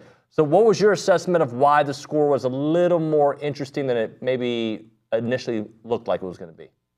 Yeah, I mean, I was in the stadium in that football game where it was 34-24 in I think late in the third quarter, Mississippi State's got the football and driving down 10. So, yeah, it got way closer than most people expected in that football game. A lot of due to the fact that Michael Van Buren and that passing attack from Mississippi State found tremendous amounts of life. I would say midway through the second quarter on through the rest of the football game. Mississippi State 2 weeks ago against Texas ran the football 50 times in that football game, really just trying to shorten it the best they could, get out of there with a reasonable and respectable score. The moment Michael Van Buren and this offensive passing attack found any type of confidence on Saturday, they immediately went into hyperdrive and started to drive the football down the field and found tremendous amounts of success. A lot of that was due to the fact that Georgia had several busts in coverage, and some of that was due to the fact that, Michael Van Buren had a couple of balls in that football game that were tremendously well thrown, and wide receivers won on the other end of that. So Georgia losing 50-50 balls in the air, Georgia busting assignments in the back end, just not the standard of Georgia defensive back play by any stretch of the means, man. Brooks, I'm glad you brought that up because I look at Georgia this year and I'm like, I think they're better than this, but something just seems off. Is it the secondary? Is it the culture? Is it like what is it about this particular year? Like last year, I thought Georgia was the best team in football, even though they didn't get invited to the playoffs, and I understand why they didn't. But they've looked the part. They don't look the part so far. Yeah, they for the first time since I would say probably 2020, they've been consistently inconsistent. Last week, it was the inability to stop the passing attack from Mississippi State, right? And the weeks prior, it was the inability to hit some deep shots offensively. Against Alabama, it was a bad, slow start on the offensive side of the ball, compounded by a bad start on the defensive side of the football. And what I have found, honestly, and Texas is the only football team that doesn't really fall into this category. We got a lot of football teams around college football right now that are consistently inconsistent. There's not one area of concern for the football team. You show up on Saturday, and any area of our football team could be the issue. That's what Georgia's really experienced throughout this football season. First 3 games, I would say offensive line played poorly. Middle of the stretch, I would say wide receivers played poorly. There's a stretch in there where Carson Beck didn't play very well. Now there's a stretch where apparently the defensive backfield doesn't want to show up and play to their standards. So it has been a variety of inconsistencies for this Georgia football team. And like I said, I think you could look around college football and find similar stories for pretty much every top program right about now, apart from Texas. And you could poke holes in them. They ain't played nobody. Well, I want to go there for a moment because I saw your video that Texas seems to be the most consistent in college football, but they'll tell you they've played people. It's not their fault that Michigan isn't that good, but the reality is Michigan's probably going to win 8 games this year, if that, right? Like, and Oklahoma might win 6-7 games. So when you look at Texas, do they seem vulnerable to you with this Georgia team? Because this is not the Georgia team from last year, as we already discussed, or do they seem like a team that can weather what Georgia brings to the table? Yeah, going into this season, I thought Texas's lines of scrimmage were really elite. Thought their weaponry was reloaded. Thought obviously Quinn coming back was great. They obviously had early injuries at the running back position. They've seemed to have glossed over that and made that okay. The area of concern for this Texas football team and roster-wise was the defensive backfield. I think they finished 127th last year in yards per attempt through the air. So that was the area of concern. And guys, they haven't been tested. They've played much better. I don't think they've faced the top 80 passing attack through 7 weeks of college football. So no, the area of concern and the area of weakness that I thought was going to be on display for Texas at this point in the season has not been tested at all. They will certainly get tested this weekend against this Georgia passing attack. They've been, apart from the Kentucky football game, this Georgia passing game has been very, very efficient and very explosive as well. We're breaking down Georgia and Texas. So when you look at Georgia and what we're seeing from the quarterback spot, obviously playing much better right now. Carson Beck seems like, there's been times in the season I'm like, that's not the Carson Beck I expected to see. And then, you what did he throw for 405, whatever the numbers were last week against Mississippi State? Has he figured it out? I think since the second half of that Alabama football game, and really even the first half, honestly, he was putting balls in spots that were winnable. I saw a stat yesterday that's gone viral.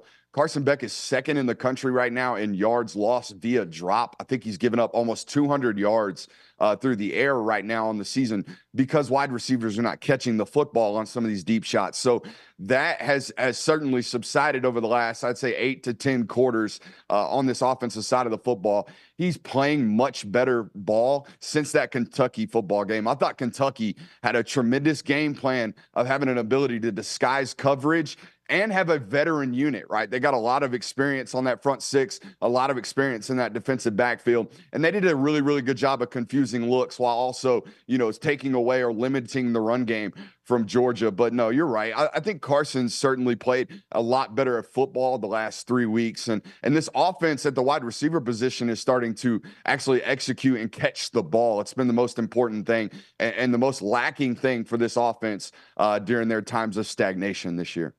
Brooks, is that Johnny Manziel in the background? Is that what I'm seeing? Yeah. That's Mr. Football, Johnny Football right there. I've got a lot of cool stuff around this studio. Can you put us in one over there? I got a lot of cool stuff around this studio. We got some things going on over here. I've actually kind of copied this one straight off of the Billy Liucci playbook. I don't know if you can tell. Well played, my friend. Well played. He's going to be on the show here in about 30 minutes. Hey, so kind of borrowing the theme we were talking about, I don't know who's good in college football this year. Like, legit, it seems beyond the 12-team playoff, which opens things up. Like, I feel like there isn't a dominant force, and we've already poked a little bit of holes in Texas, and if they win this weekend, I think they can feel much better, obviously, about where they are. But, like, I look at a team like A&M. I don't know how good A&M is other than I think they're going to be favored in every game that they play up until Texas. That's what it feels like right now. They've got to take care of business. They've had a hard time with Mississippi State on the road in the past. Road trips to South Carolina in this SEC, especially more than any other year, that's not a guarantee. Auburn, even though they haven't looked good, has been interesting. When you look at the SEC overall, like I feel like A&M has got at least, they play a type of football that can withstand a lot of this as long as they can keep Connor Wigman healthy. What do you see from A&M? I was asking my producer this before the show. Is Texas A&M the best defense in the SEC? I want to say they're in the argument for it. They're at least playing like that right now. They haven't allowed a 300-yard passing a game yet this season. They haven't allowed a quarterback to complete 65% of his balls yet this season. The run game has been all teams have been, resorting to offensively. And with the way they play on the defensive line, I don't think that's a sustainable recipe for success against Texas A&M. Their linebacking core is really, really well coached and disciplined. They rally to the football. They tackle. Oh, by the way, they run the rock on the offensive side of the football. Le'Veon Moss, really, really good. And now all of a sudden, Connor Wigman's going to start playing like Connor Wigman has the ability to do. Like, no, this is a Texas A&M football team that I thought going into the year was going to kind of be middlesome. They were going to be the best of that middle group. And now, like through 7 weeks of the season, entering week 8, is Texas A&M one of the best 3 or 4 or 5 football teams in the SEC? They're certainly one of the most consistent. And at this point in the season, that means you're one of the best. If you're consistently showing up week in and week out and playing your brand of football and winning games the way that you have to win them to win in this conference, then dude, you're one of the best teams in this conference, especially with the way that they can play to their brand of football. I've been really, really surprised by what Mike Elko has done this season. I was even more surprised during the spring that he kept all three of those quarterbacks on that roster, man. His ability to go to the microphone when the whole world thought Connor Wigman was his starter and keep Marcel Reed on that roster won them those 3 games that he had to start due to Wigman's injury. I thought Elko has done a tremendous job out there this year, no doubt. All right, so you can understand this last thing for you. I'm very optimistic going to Starkville, but I'm also very conscious of the history of going there, and I also understand the SEC. So when you look at this matchup, how concerned should A&M be with that passing attack that they seem to figure out against Georgia in the second half? I think you're better right now in the passing game than Georgia is defensively. I like I said, I mean, y'all been strapping stuff up out there. Y'all have elite defensive back play and corner play. So I don't necessarily think it's that much of a concern. Oh, this guy had the game of his life last week against Georgia. Peyton Thorne had the game of his life 2 weeks ago against Georgia as well. Didn't turn the ball over for the first time all year.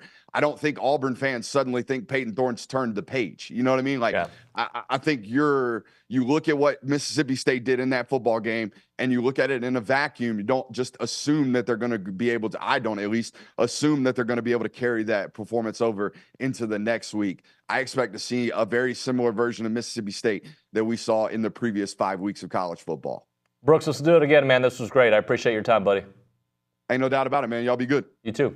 Brooks Austin there, breaking it down. Check out his work, Dogs Daily, and of course SI. He's really good at what he does. And that Johnny Manziel background, how about that? All right, we'll hit a break. The KBTX Roundtable is coming up next here on TexAgs Live. If you're looking for a reason to move back to Aggie Land, or you're already in Aggie Land looking for just a better opportunity, financially, work-wise, whatever it may be, the Association of Former Students is here to let you know they've got some openings there, and you need to check it out. In the past, I've seen openings in marketing, fundraising, public relations, you name it. They have many different areas. They are the premier alumni association and the oldest organization supporting A&M and that Aggie network. They play a part in every Aggie story, from howdy to here. Don't miss out opportunities to help out with the association's Howdy Socials, Aggie Reading Day, class reunions, Aggie Muster, and everything in between.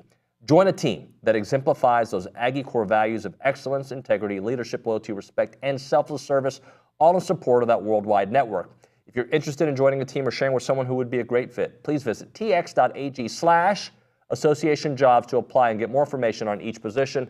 It is the Association of Students.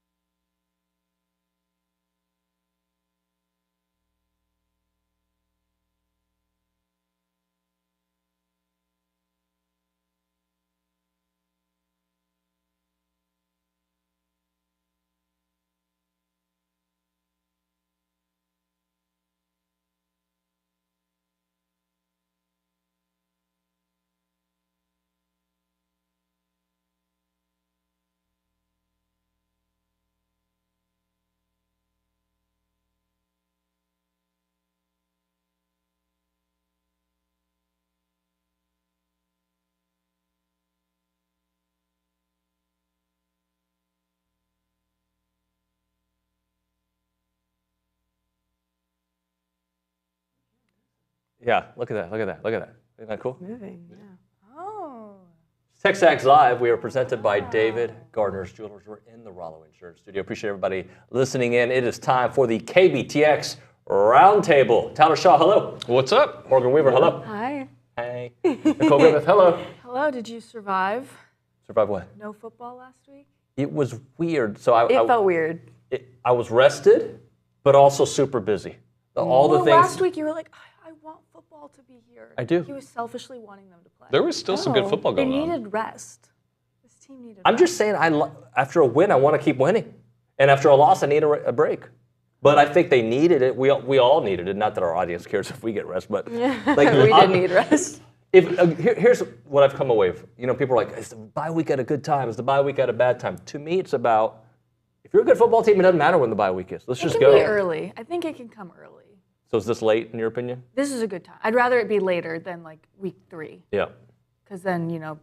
Especially if you're dealing with injuries, like the bye week. But good football teams, they just find a way. You put your head down and you work. So were you all able to watch football this week? And I know it's your job to talk about it. So I watched a lot of football because we have our Saturday extra coverage show on 10 p.m. on Saturdays where we just run highlights from all across the conference, some in the Big 12 as well. So all I did Saturday was watch football. Yeah. Yeah. I did, and it was entertaining. And I actually come away with a lot more questions after this week of football than answered. It was kind of Hold weird. on. We're going to come to you in a second. I want to hear these questions. What questions do you have? Yes, Tyler, I don't, enlighten. I don't know who's good in the SEC. Did you listen to the last I think segment? it's open. I actually didn't. I was busy He was talking to Bronny Bronny about high school football. Yeah, we were Right. talking high school football. But now that we're transitioning to college football, I don't know who's good, except for Texas. I think Texas. Are you sure they're good? I mean, yeah. Hold on, let me rephrase that. Before Are you sure? Tell me you're unsure. Are you sure they're number one good? Who else? I don't know. Yeah, I think right now they are the number one team in the country, and they deserve it, and they will.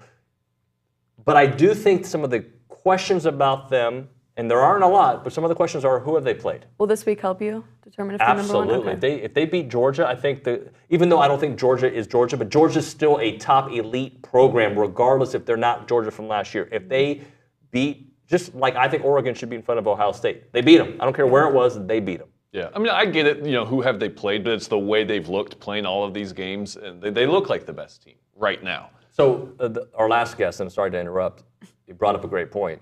They haven't faced a top 80 offense yet. I'm just saying, when they deserve where they are right now. Quinn Ewers is a really good quarterback, no doubt. They've got a great offensive line, defensive line. They should be number one right now. And they might be on Sunday after it's all said and done. But I think some of the questions about how good they're going to be when you take on a top-level team, I think it's like what happened to Ole Miss. That's the example I brought up earlier. Ole Miss took on some teams of a higher quality, and now they've taken a couple of lumps. So that's my only question. Well, and now the conference is wide open because you have Ole Miss with a couple of losses and LSU, Alabama, Georgia. I mean, all of these teams that you thought would be in the hunt, which technically they still are, but it's just how More good are teams they? in the mix now. Right, it is wide open. And by the way, and we're coming to you here. It's okay. No, this is good. I'm an observer. I think questions are not a disrespect, right? Like I understand the questions about A&M. Well, I mean, you beat Missouri. Yeah, they were top 10, but were they really? Come on, you guys even said heading into that game they weren't really a top 10 team. Questions are just that. But they beat them handedly. They destroyed them. It wasn't like they won by a score. So my point is, you can ask a question and not be a diss, like you're just waiting to see what happens. And my question is, how's Texas going to respond to a Georgia team that has looked vulnerable the last few weeks, and including a loss to an Alabama team who's looked vulnerable since as well. So how was your football watching experience? Football was good. A&M was off, Sam Houston was off, so I went to Blinn. How was that situation? They lost in double overtime. Oh. Tell them the score. 13-10. That was the score in double overtime. Mm-hmm. Yeah. Talk about some top 80 offenses, right? Well, hey, Texas might do well there. Anyway, what about Mississippi State? Were you guys able to pay attention to Mississippi State and Georgia and take anything away from that game that makes you, I'm interested? Yeah. You start us off. I would defer to Morgan Okay. You watched it more than I did. Game. Yeah. I think the freshman quarterback came in. He had over Van Buren. Yeah, he had over 300 yards and I think 20 completions. So that's like over 15 yards per completion. Mike Elko said yesterday he spreads out the offense really well. I think who was exposed in that game was the Georgia cornerbacks more so than Mississippi State's offense being really good. So I think Mississippi State will give A&M some challenges, especially through the air. But I think if A&M's defense comes up big up front like they did against Mizzou, 6 sacks, I think they'll be fine. It is interesting. I mean, when you have a quarterback playing like that thrown into the mix, but I think an Elko defense against a freshman quarterback, I mean, I just don't think he's going to be able to overcome that. And the defense has, to me, they've taken a step forward every single week. Add a bye week in there, I just don't think they're going to be ready. So they're very bad at stopping the run. Is A&M good at running the ball? Yes. Okay, so that's they're pretty A&M. decent. I felt like I was in class. Yeah. Are they good? David. They're not good at stopping the True or pass. The passing attack we saw 2 weeks ago against Missouri or 10 days ago against Missouri, that's a pretty good passing attack, right? But does Mississippi State have the passing attack that Missouri does? They have a few good wideouts. Well, Mississippi State moved the ball against Georgia in the third quarter, and it made it interesting. That's the third quarter. Third and fourth. I'll give them the second half of that game. But I guess the bottom line is, and this is how I feel about this game, I'm going to dumb it down. I'll simplify it. Please, thank you. Don't make mistakes and you win. It's like if you have multiple turnovers, cowbells are going. It is Starkville. You've had some troubles in the past. Like it's gonna be difficult. If you just play clean football, and they're not going to stop Le'Veon Moss. They're not. Sorry, they're not. If Connor has time to throw and he's healthy, he's gonna throw for 250 plus. Don't make mistakes. You should win that game. That's how I feel about that. A team that has been really good against bad teams but loses should lose to a really good football team that is coached well. Well, and Elko said yesterday that a lot of people on the roster have been lost, were on the team when they lost in Starkville last 2 years ago? 2 years ago. Mm-hmm. And this team doesn't have 2-0 records against a lot of SEC teams. So I don't even think you need to look like outs in the conference. Like, you just need to look at this team because, this is a trap game. Mississippi State's not as good. A&M should go in there and take care of it. But they remember they lost. Yeah. I mean, it's different programs and different coaching and whatnot, but they just need to shut those cowbells up sooner rather than later. What doesn't give me a lot of concern, though, is this team is already kind of proven they're not the teams of past. You know, before it was, they've never won a road game, they can't do it. And then they come out and dominate Florida on the road and proved, okay, well, maybe they can. So I think the same way about Mississippi State. Yeah, they've had troubles in Starkville. You know, it's kind of a weird place to play. And Mississippi State's kind of a scrappy team, but I just think this A&M team is so much more mature and ready for this kind of test. Here's the thing. You've had 3 coaches in a row that have shown promise, but then there was these mistakes that would pop up, okay? We sometimes, and I'm guilty of it, try to grade this A&M program based on what past coaches and regimes did. So if I'm gonna make my assessment based on what I've seen this year, this is gonna be a well-coached team on the road, and they're gonna write a new history in Starkville. That's the optimistic point of view at this point, and until something changes my mind, I'm not gonna change my mind. I think Elko talked about it a little bit yesterday. I think it was Donna's question. She asked what he thinks about their culture so far this year, and he said he's really proud of it. I think they're buying in to what a football program should be, and I know he referenced championship mindset, just down by down, game by game, taking it one thing at a time. Yep, 100%. Let's hit a break here. We'll come back with another segment, extended. Hey, once or twice a year, sorry, you guys don't get double segments. We'll hit a break. We'll come back with more. We're talking Heritage Films. That's Chance McClain's company. They make documentary films about families, family businesses, family ranches. So you could be Nicole right here, right? And have a documentary done on Nicole. Could you imagine that? That would be a good one. Right? How she got here. And can we mix in a little Nebraska talk too? Your whole journey, right? The whole journey of starting this media empire that is the NG Media LLC. I just made that one up. There we go. There you go. Trademark it. But bottom line is they can do documentary films about anybody, right? And they can be these 2-hour documentaries that tell the life story of your father, your grandfather, your family business, your family ranch. These feel like Netflix specials. They're fantastic. Chance McClain does them. Check out the website, yourheritagefilm.com, yourheritagefilm.com, 713-893-8341, 713-893-8341. is Heritage Films.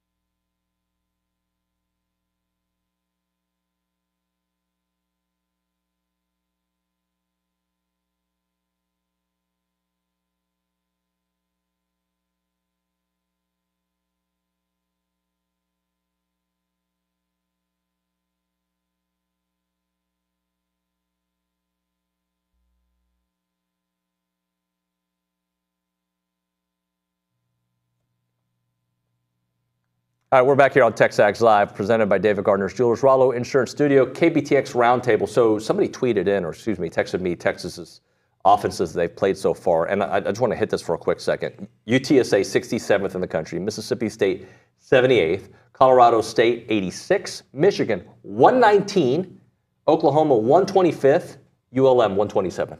That's why some of these questions are out there. They're about to take on a really good offense in Georgia.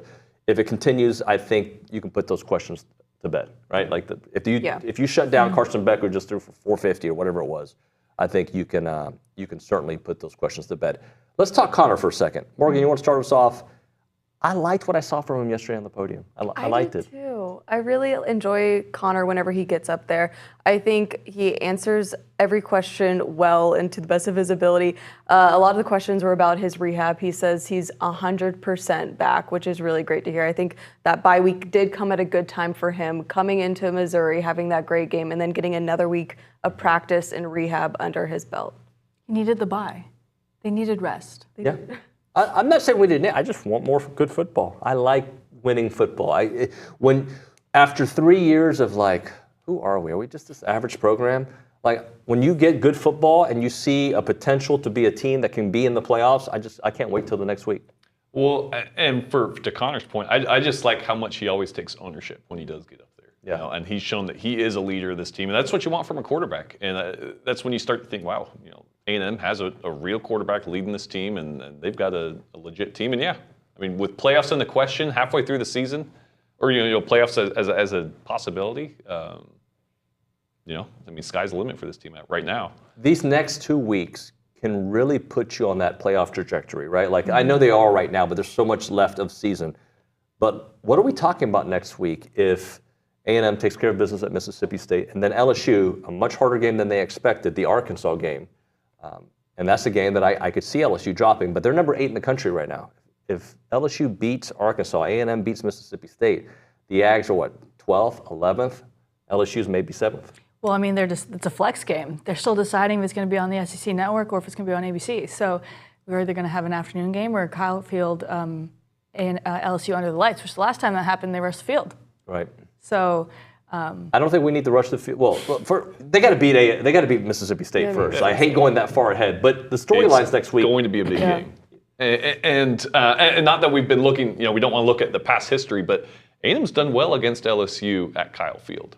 This has usually been kind of a home team type of, in Baton Rouge, LSU usually has the edge, A&M has the edge at Kyle Field. And I think that's going to play a huge factor with this potential top 10, 15 matchup coming up. Well, and to borrow something that I heard Nick was saying earlier this morning, and I think I've said a couple of times, like, we are allowed to look ahead because we don't play on that football team. Yeah. Oh, yeah. Like, I can look at 2027 right now. I don't play on the football team. I've been looking at November 30th for a long time. Yeah, you can look at it, and then you can use the information you have right now to help you kind of forecast what it should look like. And right now, A&M should beat Mississippi State. But we know in this particular SEC, those should games are not guaranteed. Like going to South Carolina. I was going to say that. That's going to be hard. They're either going to drop LSU or South Carolina. I didn't ask for that. Oh, I'm sorry. I asked for you to predict. Looking ahead, well, she's I don't giving know. it to you. I don't know. South Carolina looked really good this past weekend. I think Lenora Sellers is a really good quarterback, and I think they'll give A&M a little bit of trouble, especially at South Carolina. You were at the last South Carolina game. Yeah. That also started, 17-0? Yeah, I missed the opening kickoff. Oh, you had your camera down? No, I had it up. Oh. I was in position. I was just in awe. They scored on the opening just didn't kickoff. press record. No, I was shooting the crowd because I just thought they were like getting hyped up. I didn't know it was actually. That's what I would do. And like, 30 seconds later, we get distracted, and then I was watching the big screen. I'm like, please, someone tackle him! Please. Oh, it's gone. And then it was 17-0, and that's where Connor started his little run with A&M. So, all right, everybody, we got about a minute left. Predictions for this weekend? I think it's good. So if you had asked me a couple weeks ago, I thought it would have been a blowout. It's going to be a little bit closer, but I do. That's based on Mississippi State, not based on A&M? Yes, completely based on Mississippi State. I thought they were just really, really terrible, but they've gained a little bit of respect in my eye. So they're going to give it a little bit of a push, but A&M just too disciplined, and they're going to take care of business. So 35-20. That was going to be mine. I'm sorry. You can take it. I mean, this is 34-21. Just a missed extra point somewhere. But no, I agree with Tyler. I think A&M will put up over 30 points. I think Mississippi State could get 2 touchdowns at least. Okay. But yeah, I think A&M will take care of it. I think it'll be closer than we expect. Just hostile road environment, SEC game on the road, but A&M takes care of business. I don't have a score prediction. KBTXers, thank you very much. Yeah. When we come back, Billy in studio on a random Tuesday. That and more. It's TexAgs Live.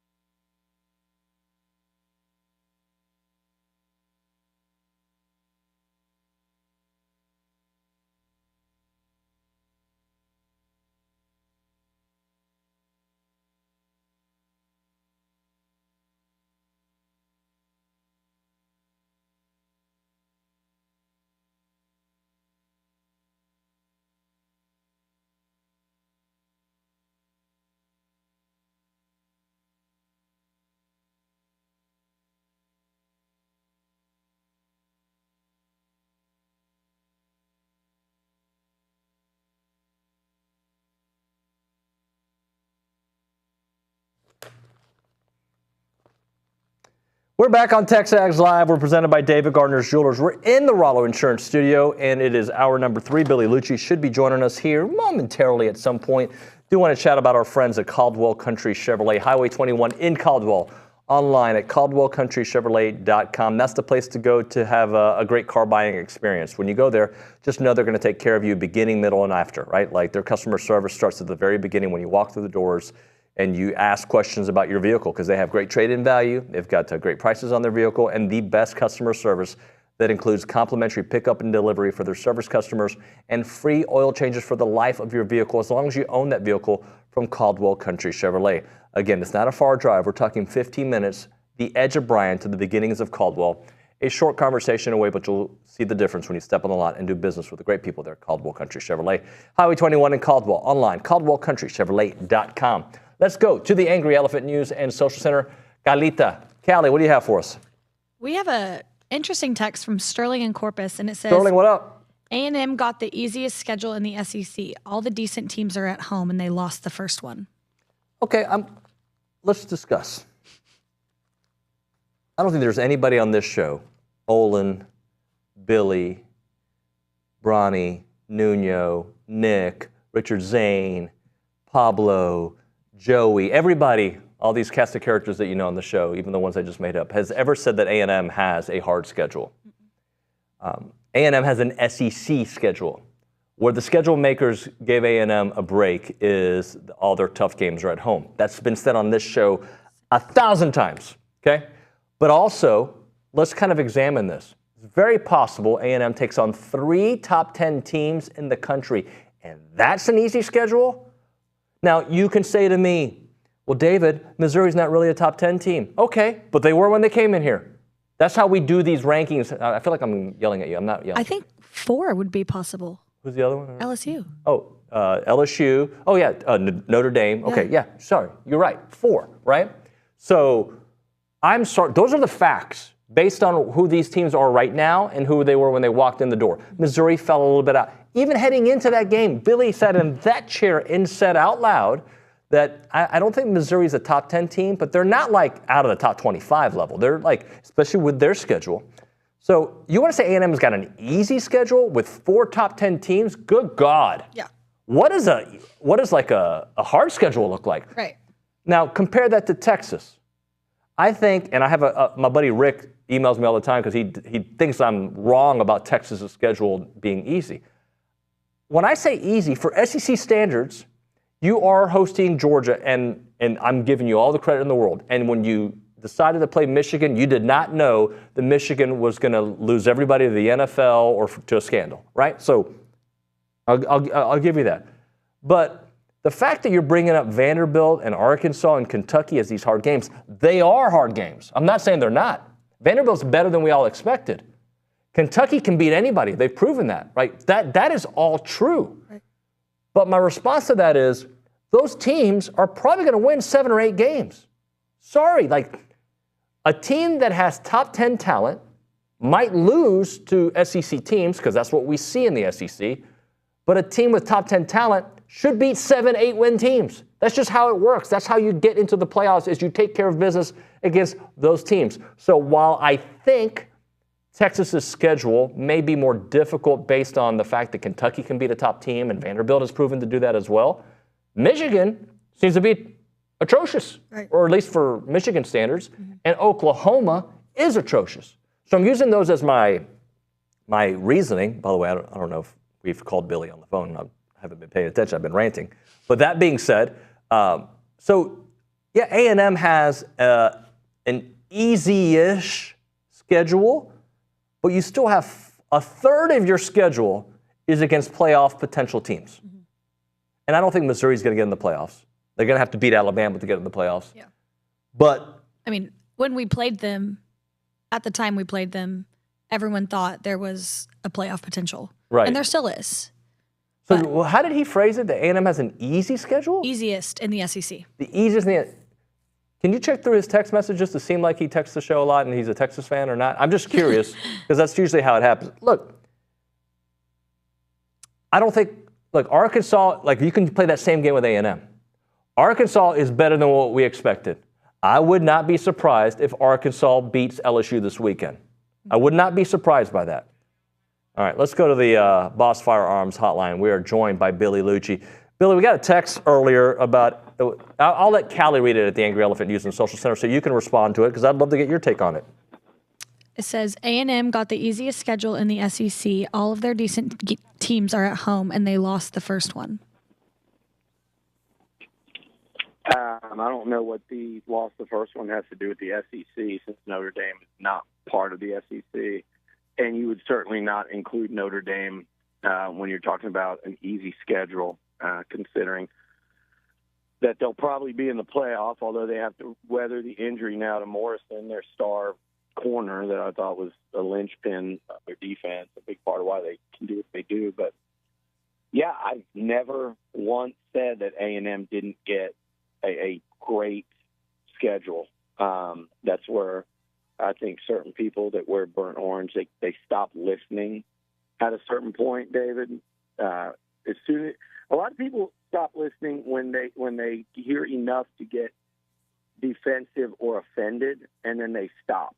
And then they don't listen to anything before they got offended or after they felt disrespected. So only when you hit that, when the alarms go off and the bells and whistles, and then they can race to Twitter and take a soundbite or a quote, that's what they choose to tune in on. So what they don't hear me say every time I say, Texas got the easiest schedule, or one of the easiest, and I didn't say that. What I repeatedly said is they got an easy schedule by SEC standards, and that the league gifted them with a great situation in year 1 and 2, as opposed to this other team coming in with them, Oklahoma, who they're going to have a hard time recovering from the first 2 years in the league with Brent Venables and what I believe will end up being a coaching change there. Like, they're going to have a really rough go, and a lot of it, a big part of it will be letting Dylan Gabriel go, first of all. But a lot of it will have to do with, that's going to have to do with the fact that their schedule the first 2 years is damn near unmanageable. And the same thing can go for Billy Napier. I think the scheduling those two teams got handed is going to result in 2 firings, one this year, one next year. It's not a coincidence. And look, A&M, I think as far as SEC schedules go, they got a pretty easy one. And so did Texas. Both can be true. And by the way, so did Ole Miss. And they're all of a sudden struggling. To say A&M got the easiest when I see LSU on there and Missouri still ranked, we'll see what happens with them. I think South Carolina is a much better team than their record says. And you guys, Austin are crowing about you've got a tough Kentucky team coming in there because Kentucky beat Ole Miss. So I would say, have you checked to see who beat Kentucky 31-6? Because last I checked, that would be South Carolina. South Carolina, had Sellers not gotten hurt, they beat LSU by 2 scores. And I don't think anybody with half a football brain would think otherwise. And they almost beat them by 2 scores anyway, had the touchdown not been called back. And they should have beat Bama the other day. Could have. I wouldn't say should have. Could have. So that's a tough game. There's nothing easy in the SEC, and I think Texas is going to learn that too. You've got road trips to Fayetteville. Vandy's better than people thought. Kentucky, tough defense. They could be a matchup problem if they could keep that offense off the field. But I don't think anyone out of Austin could honestly say A&M got the easiest schedule in the Big 12 because I still think they're very comparable. Texas has gotten tougher. I think so is A&M with Arkansas, with South Carolina, LSU. Last I checked, I think they're sitting in the top 10, right? So I see a Missouri team I think ranked 15th or 16th, an LSU team ranked 10th in the top 10 right now. And then if you want to go full schedule like this guy was trying to do, there's Notre Dame knocking on the door of the top 10 as well. So give me a break. But it is, I have said many times, the schedule makers certainly did A&M and Texas a favor. I think the biggest difference in Texas and A&M on the schedule, though, is this: the road games that have to be played. Texas has to come to Kyle Field. they have to go to Fayetteville. Fayetteville is very tough to play. Arkansas is twice as good at home as they are away. But A&M's got to go to South Carolina. They've got to go to Starkville and the Cowbells. They had to go to the Swamp in 90,000, and they're going to have to go to Auburn and Jordan-Hare. That is night and day different than Texas's road games, which I think OU counted as one. They've got to go to Vandy in Nashville. Don't tell Alabama how easy that place is to play. Texas will outnumber Vandy fans there. And then they've got to go to Fayetteville and Kyle Field. So there's 2 really difficult ones versus 4. And that's just in conference play. Billy, I did want you to react to a tweet from Dennis Dodd that I think initially was started by somebody else, but Big Ten and SEC in preliminary talks to play in a series of challenge non-conference games against each other that would further their primacy in FBS and stiff-arm private equity and Super League incursions. Have you seen that story? What your thoughts on it? No, I mean, just based off the tweet, I'd enjoy that. I think football fans would enjoy that, so why not do it? I mean, I'm sure there are plenty of people that disagree with it or have various problems with it, both outside of those 2 leagues, and then there'll be certain coaches in both leagues that say our schedules are tough enough. Why are we going to add this? And trust me, just like what just happened with that last text, there'll be plenty of people going, well, we drew Ohio State, Texas. Well, we drew Ohio State, and Oklahoma drew not Wake Forest, their ACC. Oklahoma drew Rutgers. It's not fair. There'll be plenty of that, and they'll try to, make it as competitive as they can. But I'm all for it. Like, hell yeah.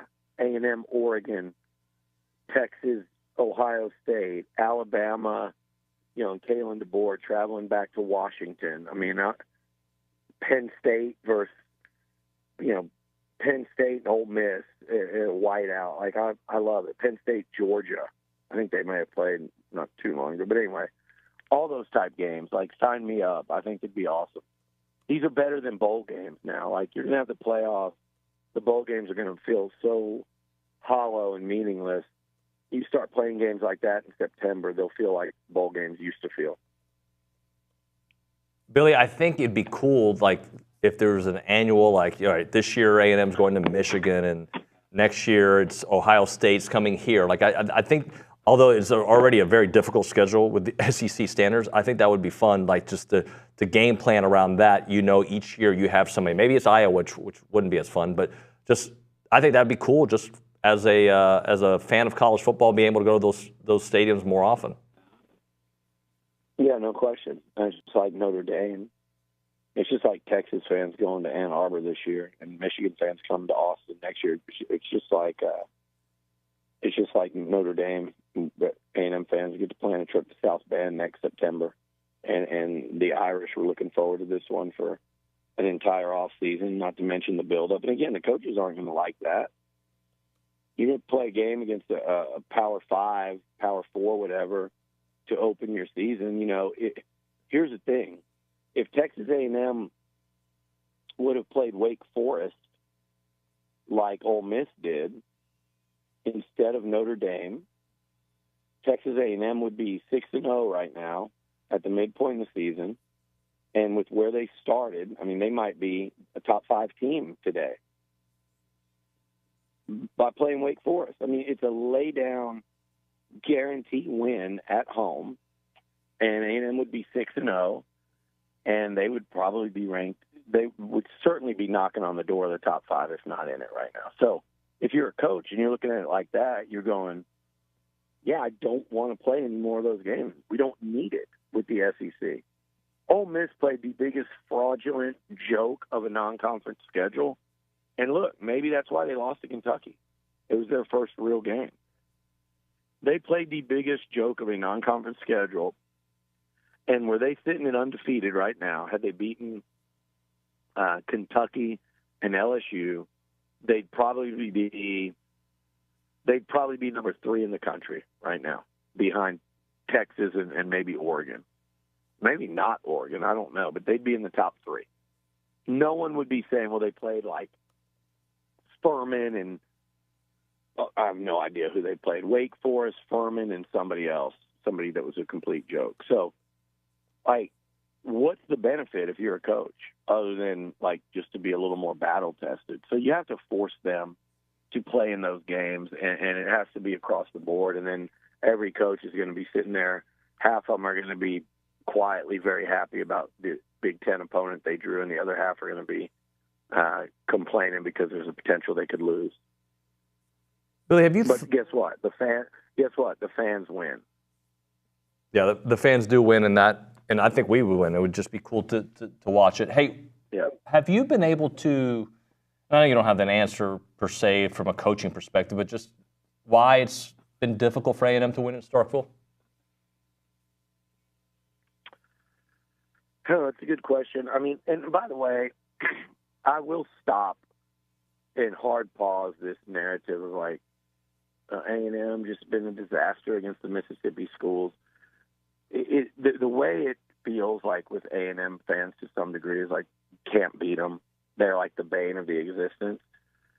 In 12 years in the SEC, I think A&M's sitting at basically 500 against them, which we like to think is way lower than A&M's rightful place in SEC tiers in the hierarchy, that A&M should never lose to them. That's not true based on what A&M's been on the field. Do I think A&M should win like 60% against them?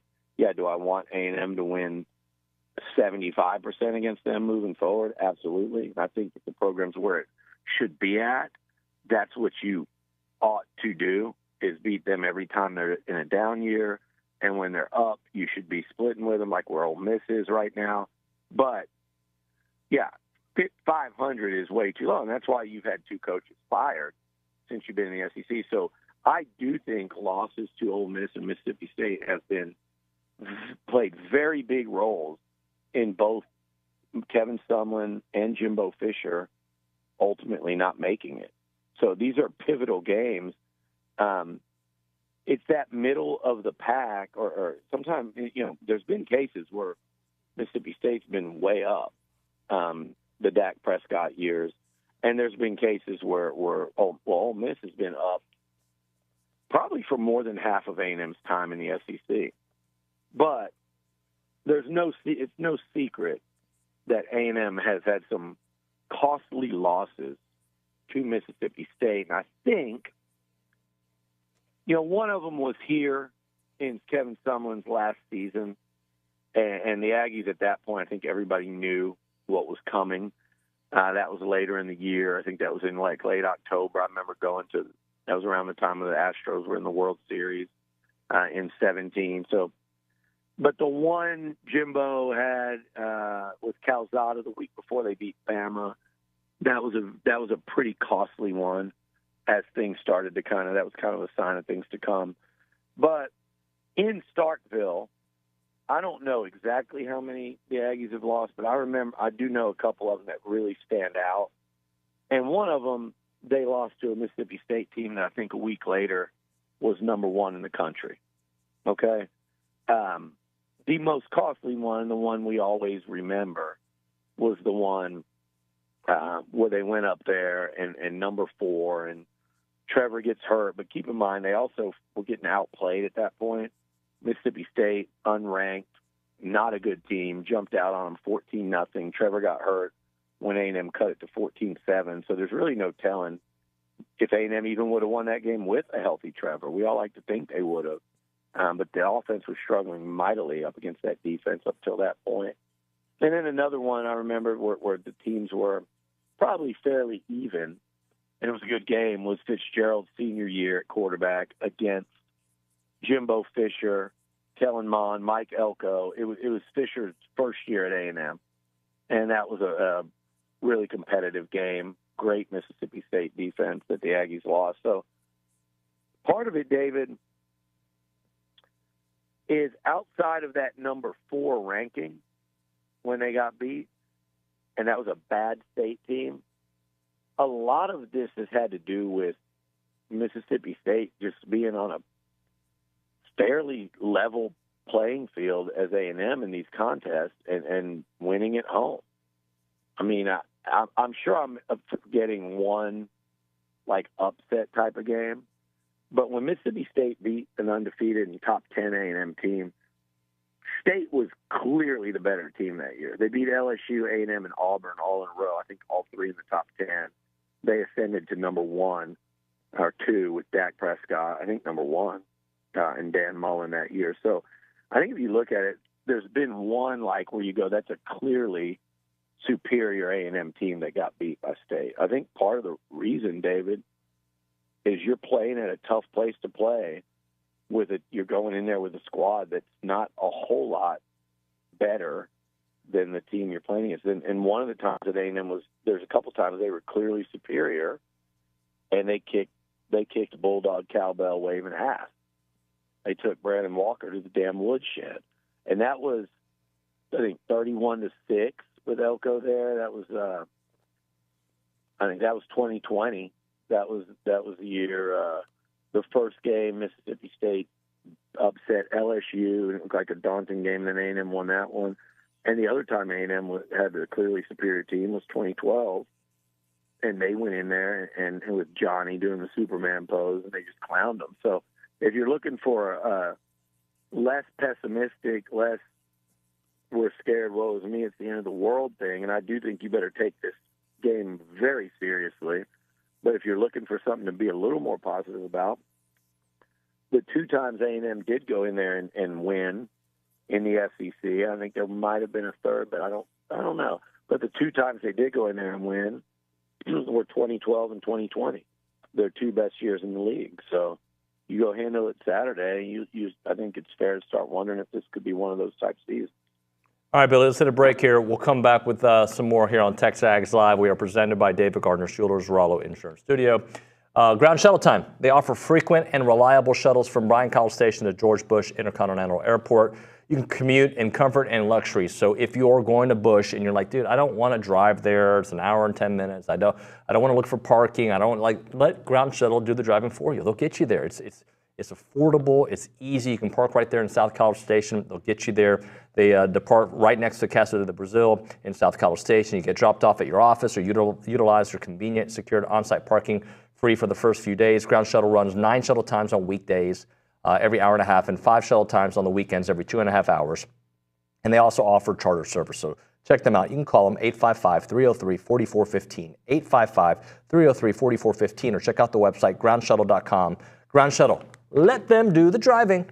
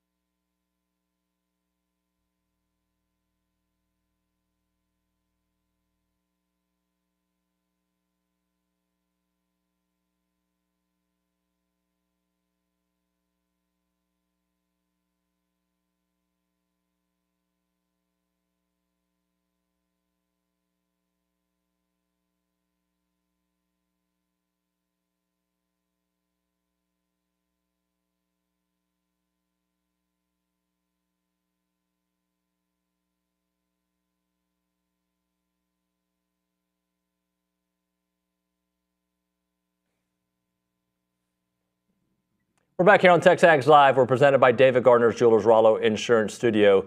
It is hour number 3 of the program. Billy Liucci is now here in studio. Appreciate everybody listening in. All callers will be on the Boss Firearms hotline. And Boss Firearms is Aggieland's premier gun and accessory shop. They've got all you need to build your next firearm. Check them out at bossfirearms.com. Billy, something that our buddy Connor O'Gara, each week he has one thing about A&M that catches my attention. Last week, it's called rent-free, buddy. Well, I was going to read this one. I think you'll like this. He's living in it.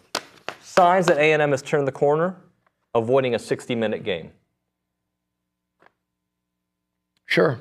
Yeah, but sure. But I'd that's say everybody in the based SEC. on everything you just said about their history in Starkville, and based on recent improvements from Mississippi State, and based on what you've seen in the SEC this year, I would say signs that A&M has turned the corner would be winning the football game. Now, look, if there's a 60-minute fight, I get what he's saying. If there's a 60-minute fight where it looks like these two teams are pretty even,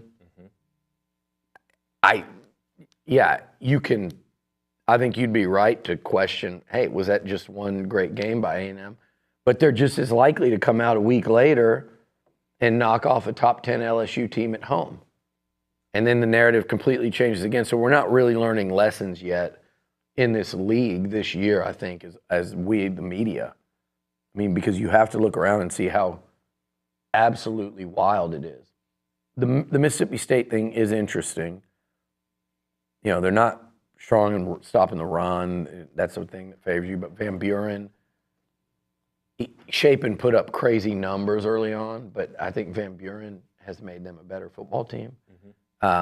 If you look at the game against Georgia, were they down 34-7? It was 31-7. But it was a pretty tight first half. They end up winning, 31-21 or 41-31. So you go, well, damn, Mississippi State put up 31 on them, 30 plus. 21 in the second half. 21 in the second half. And you're like, did they find something? They were also way behind. But then I'm looking at Georgia right now, and I'm going, what are they? Setting that up just in time for your Longhorns to play them, just to kind of downplay that victory. But seriously, I am asking, what are Georgia? And we're going to find out this weekend. We'll find out both programs. Yeah, like even if Georgia loses and it's a 60-minute game, then you start, okay, Georgia could still win out and be 10-2. If they don't look very good, then you wonder about a 3-loss Georgia team or more missing the playoff. Right. I have questions about Georgia. They fell behind 30-7 to Bama, including, I think, was it 28-0 maybe? It was to a Bama team that since has lost to Vandy and almost lost at home to South Carolina, literally to the final seconds. You're down 30-7 to them. You beat Kentucky 13-12, and then everyone goes, oh, Kentucky's great. They beat Ole Miss. Okay. Kentucky also lost to Vandy, and they got humiliated by South Carolina. So are we giving Georgia credit for a close win against Kentucky, or are we saying that's a red flag? And then what they did in giving up 30 this weekend, it's just kind of like tough to judge everyone right now. And I think you have to just judge them off wins and losses. Because like I said, if A&M struggles and beats Mississippi State in a close game, it is a massive win for this program. And no one will think it at the time, and everyone will go, well, now we look at them, they might lose to LSU, they might lose to South Carolina. We're not going to talk about them playing Texas for a playoff spot anymore. And then 7 days later, you might barely beat LSU here, and then all of a sudden the narrative changes again. So, I would, if they go out and beat Mississippi State handily, David, you know what it means to me? Because it might mean Mississippi State's going to go 0 for the conference. Right. But if they beat them handily, they will be 4-0 in the conference with a massive home game coming up that's winnable. And more importantly, they'll be 3-0 away from home this year. And more importantly, even than that, to me, is if they beat them comfortably, that would be 3 out of 4 SEC games that you've won comfortably. And before people start talking, we still don't know what Missouri is, but a lot of people thought they'd be really good. And they did beat Vandy, which Bama couldn't do and which Kentucky couldn't do. Okay? So you won that one handily. You beat Florida handily, that should have absolutely should have beaten Tennessee last weekend. There's no question they shouldn't have beaten Tennessee. Mertz getting hurt is pretty much the only reason, and criminally negligent coaching on behalf of Billy Napier. But blowing Florida out in the swamp was impressive. They did basically the same thing number 3 Miami did. And then if they blew out a Mississippi State team, that again, like that team was losing to Texas 13-6, I believe, at halftime.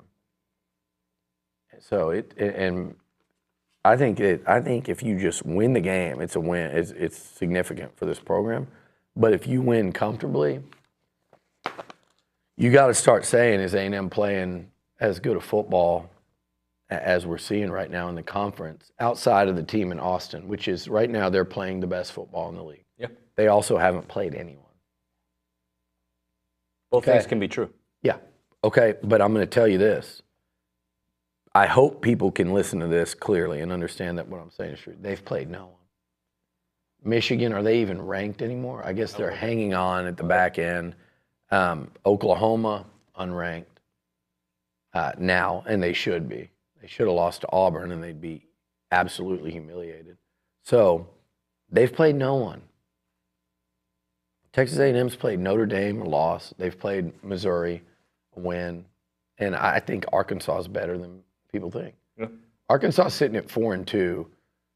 I'm not going to pick them to beat LSU unless I got to know that Taylor Green is completely healthy. And if that's the case, I think they have a real shot. If they beat LSU, you're going to look up after this weekend, and A&M's going to have played 3 top 25 teams and be 2-1 against them. All right. By the way, one thing that you do in the studio when you're next to me, sometimes you'll do a little look, see what I'm wearing. Today, I've noticed you're investigating how much you dislike the Grizzly Man look. First, let me tell you something. Yes, sir. That ain't a Grizzly Man look. That's like a freaking, what's that show with the doctors? What is that? Yeah, it's like a Grey's Anatomy beard. Okay. You may as well throw you in some scrubs and have you come in and say. So I'm like George Clooney. That's what you're saying. No, McDermott, whatever his name is. McSteamy? Yeah. I'll take McSteamy. You look more like Ronald Miller from Can't Buy Me Love. Oh, that's Donald Miller, whatever his name is. That's not good. The guy, yeah. That. So you look. It's not a Grizzly Man beard. I can assure you, Grizzly Man. No. So I was hoping to see something a lot more significant. It's only been a week. I could grow that in a day. This is one day. So no. You need at least a month with it. Oh, that's not going to happen. Well, I'll talk to Elizabeth. Yeah, wife, it'll be over. But I was not investigating. I saw this. You were like, I did. I swear. You did this with your eyes. You're like, no, I would admit it. I always admit it. Maybe you didn't like the gray shirt. No, I like you're being a little bit insecure today because I'm not critiquing. I like the beard. I think the beard's a good look. I don't think you Grizzly would look good at all. Yeah. I think that length, you've got it. Dude, you got that thing manicured at angles that look like, like you had somebody just come in there and shave angles out. Like you're on like Travis, you're like Travis Kelce's stylist. So it's not a Grizzly beard. It's like perfectly manicured. Don't tell me it's a George Michael beard. That's exactly what it looks like. Bless. You do. You wanted that, didn't you? I did. You wanted me to compare you to George Michael. I didn't want that. Although some good songs. He made nothing but hits. He did. And the other guy was it Anthony Kiedis? No, not Anthony Kiedis. Andrew Ridgely. Yeah, that guy. He was kind of, I think, just a sidekick. He was. Yeah. I heard that Netflix show was interesting. Though I never saw it. I think I started watching it. But yeah, your beard. That is so. If you want to call any beard ever in the history of beards Grizzly beard, then you have to just let the neck go too. You can't be cutting off the neck beard. Yeah, I had to. It was getting itchy. So stop with that. All right, we'll hit a break here. A lot of people are offended right now that you would even call it. Grizzly bears everywhere are pissed. I think people are pissed. They're going straight into hibernation. You don't think this is a grizzly beer for a guy who never had facial hair? They're going straight into hibernation after hearing that. You know what? Just for that, I'm going to go to a spot that has nothing to do with beards. FBS Appliance and their team of experts are here to help you with the appliances that make your house a home, especially if you have a grizzly type of house. They carry all the top brands to make your life easier, appliances to fit any budget, and they've been taking care of Texas since 1988. They pride themselves on offering a comprehensive solution that sets them apart from the competition. They provide top-notch sales and installation services for leading brands, ensuring a seamless experience for all of their customers. They've got 8 great showrooms across the state of Texas, but you can find them right there in College Station on Welborn, right down the road from TexAgs. Or you can visit them online at factorybuilderstores.com. That is factorybuilderstores.com.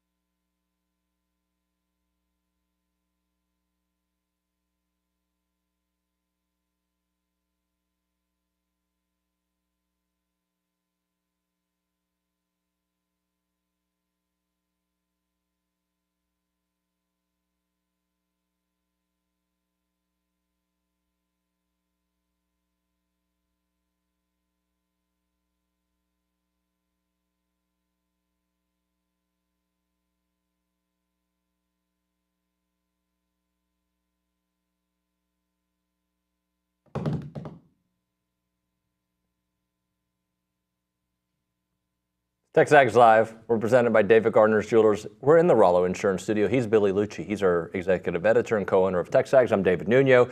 I'm your studio host. All right, Connor, I don't have the numbers in front of me, but back-to-back strong performances that include wins. Look, regardless of the caliber of opponent, what people want to say about Mississippi State, I think it would say a lot about Connor having these back-to-back games, considering what people were thinking about him early in the season after Bowling Green in Notre Dame. Well, not Bowling Green. Excuse me, not Notre McNeese, which he played fine against McNeese. Yeah, he played fine. A quarter and a half, and they were like, they okay. lumped in Notre Dame to that assessment. Yeah. Well, everything was based on Notre Dame, which at the time, the reality was, yes, you should be concerned about Connor's performance against Notre Dame. And yes, you should be critical of the performance, just like we're raving about previous performances by him, just like we're raving about the Bowling Green performance. That's what Elko was kind of hitting on after that game. That's fine. Where I thought it went wrong was just assuming that was the end of this quarterback that had a body of work that said that was the outlier. But it wasn't guaranteed that was, it wasn't guaranteed that, like, hey, maybe missed time due to injury, it's a new offense. So it was something like, we have to see it. We expect, to me, like, you expect that it'll go back to what you thought coming into the season because you saw enough prior. We saw it in high school, we saw it in college, we saw it against good teams. I think it would be significant for Connor just to stack good games, like really good games. And to stack those, including a road win, which I don't believe he's had. No. So yeah, in which I think he'll go out and get it, just like A&M went out and got it at Florida. There will be something to really be said, like I said, for A&M to win a third game away from home this year and be 3-0 against 3 SEC opponents out away from Kyle Field. That's really significant when you're sitting there going, they got to win at Auburn and they got to win at South Carolina. That's really significant. I think it erases all of that past history if you do that. But more importantly, yes, if Connor goes out and him and the offense, the passing game, because I think if that comes, then definitely so does the run game. If they go out and play well and look like an efficient unit that moves the ball and hits chunk plays and has a good game for 2 weeks in a row with a bye week in between, I think you can start going, okay, this is kind of what you expect to take the field every week. And there's going to be ups and downs like, hey, South Carolina is a much better defense than probably Missouri and Mississippi State. Texas is obviously a much better defense than everyone they'll play, save maybe Notre Dame, South Carolina. Those are probably two of the top three you're going to play are still on the schedule. So it's not going to always be up. But if they play well this weekend and Connor looks like the Connor we saw against Mizzou and the Connor we thought we'd see coming in this season, I think then it's really significant for him and his confidence. And it's just another step forward for an offense that I really believe is doing this. Billy, you, before the season, you've mentioned him multiple times, the three quarterbacks that will be linked together forever, kind of reassessing where those three are, because Kay Klubnik's turned his season around after the Georgia game. He looks really good. Yeah, he looks really good against ship competition, but yeah. Championship? Oh, no. Minus the champions. Okay, gotcha. Championship minus the champion. Got to start somewhere, Billy. Got to start somewhere. No, he's playing well. Yeah. And he's the biggest part of the reason Clemson's been one of the surprise teams this year. And I did say before the season, I thought Clemson was going to be a little underrated. I also said the same thing about OU, which was weird that I said that on Twitter because I think I was trying to needle people too much because I've said for 2 years or more that Oklahoma was trending in a very concerning direction with their roster heading into the SEC. And I said for the last 2 years that Steve Sarkisian was doing a much better job in Austin of building an SEC football team than Brent Venables and OU were. And I caught a lot of hell from OU fans for that. That was just what I saw. And too many times people want to race to, well, look what Bob Stoops did to the Aggies, and A&M wasn't good in the Big 12. Look at them. Like, it's not that. Like, I'll get in there and play the game and get into it with people. And when I know somebody, you know, when people are getting too ahead of themselves, I'll need them. But that was just a real assessment over a 2-year span of watching what Oklahoma was doing. And now the Sooner fans are recognizing that, because I said I thought they were a 5-loss team, and they all come flying into my mentions like, we won't win 5. Where are the other wins? Or we won't win 7. That's what they were saying. I was saying a 7 and 5 loss team. Like, how do we get to 7? There's Maine and who else? Who are the other 2? And I looked at it and I go, you might be right. They got South Carolina this week, and I think that's a must win for Oklahoma. I mean, it is a must win. And I'm looking at that offense, and I'm looking at South Carolina's defense, and I'm going, if you win, you better win 13-10. Yep. Because that is a bad combo right there. They got major issues on offense. I think their defense got exposed, pushed around, but people forget. Everyone wants to talk about how great Texas looked. Peyton Thorne, I believe, if you want to look that up, Callie, look up Peyton Thorne passing yards versus Oklahoma, Auburn versus Oklahoma 2024. I think he threw for 350 against OU and that defense. So what Oklahoma people that I respect in the media are saying today that went to that game, they're saying Texas was bigger, stronger, and faster. Because they had to see it. Right. Now they believe it. It's what I've been saying, because it's not just Texas. It's going to be a lot of teams in this league are bigger, stronger, and faster than the Oklahoma Sooners. And that's a failure on the part of Brent Venables and his staff. You had 2 years of runway. And I would be really concerned if I was a Sooner fan right now, because that schedule is no easier next year. That's right. And so to me, that's where OU's got a major issue. You found that? He was 21 for 32 and threw for 338. Okay. 338, Peyton Thorne. And we were to be told going into this Red River shootout that Texas was going to be facing a really good Oklahoma defense. I'm sitting here going, I don't even think that's true. Danny Stutzman and Bowman and company. I think they've been exposed for multiple weeks now, and it's only going to get worse. Short segment coming back. Varsity Grill House is going to have lunch there tomorrow. If you're looking for the perfect place to satisfy your food cravings and hang out with friends, you should check out the Varsity Grill House. Very classy place. Aggie owned and operated right in front of the Academy on Highway 6 in College Station. They have a vibrant atmosphere, indulging mouth-watering dishes crafted with care. They've got awesome burgers. They have so many different things on their menu. Their farm steaks, a dozen signature cocktails. Treat yourself to awesome desserts there as well. Let them cater all your needs. They are so ready to make sure that you have a great experience. It's like going to a sports bar in one vein, but also going to a classy restaurant. Take your wife there, take your buddies there. Have a good old time at the Varsity Grill House. You're home for good times and great food. We'll see you there.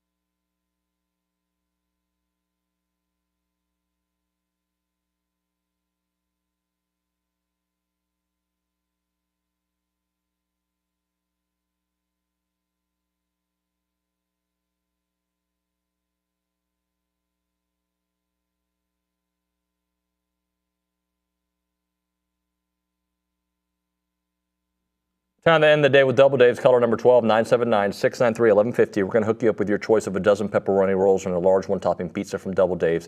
They've been serving Aggie land since 1984 with your favorite pizza and, of course, those world-famous pepperoni rolls, reliable in-house delivery, bringing piping hot goodness straight to your door. Just click on doubledaves.com and your favorites are on their way. I need to make a request to Nick Savage. Nick, we may go 2 or 3 minutes longer because we have a topic that we're going to get into that. So if you're listening to Louie, keep listening to Louie. But we're going to keep going on YouTube and TexAgs.com for a few extra bonus minutes. Billy, we're kind of looking at the schedule, and there's a point of the schedule that things are going to get real one way or another. But if A&M continues to win, there's a lot we can talk about, and I'll let you take it from there. Yeah, I mean, so we're going to keep going with this. And that's what I thought you wanted to get into. The thing everyone around the country is now looking, I saw like the ESPN power rankings or projections have us winning out and meeting Texas with both teams being undefeated in the SEC. By the way, Texas still has a path they have to navigate as well to get there.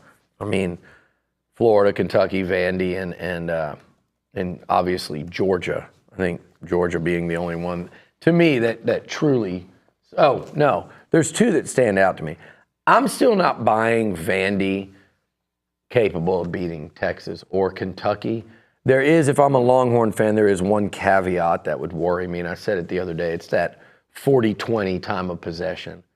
It's that converting a lot of 3rd and 2s to 3rd and 4s and keeping that explosive offense off the field for a long period of time. I don't know if this is necessarily, but like the Iowa State, Kansas method. But Texas is still just too overwhelmingly talented, I think, for Vandy. Maybe not so much Kentucky, who has some talent, but just the way Kentucky plays. If they fall behind, they're not going to be able to come back. And Texas does a good job. They've been off to some slower starts. That'll be interesting to watch this weekend. But for A&M, if the Aggies lose a game, now if it's this weekend, I think it's way more alarming and concerning.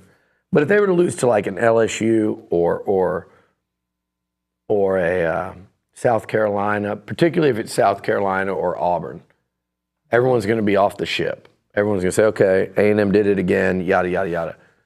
If they go 3-1 in these 4 starting this weekend, in year 1 under Mike Elko, you will still be playing in your final game of the regular season, probably for a berth in the SEC title game, and probably not to lock in because how that SEC title game goes could matter. Like if you lost by like 50, but I mean, I still think you would essentially be playing for a berth in the SEC title game. You're first in 13 years in the conference.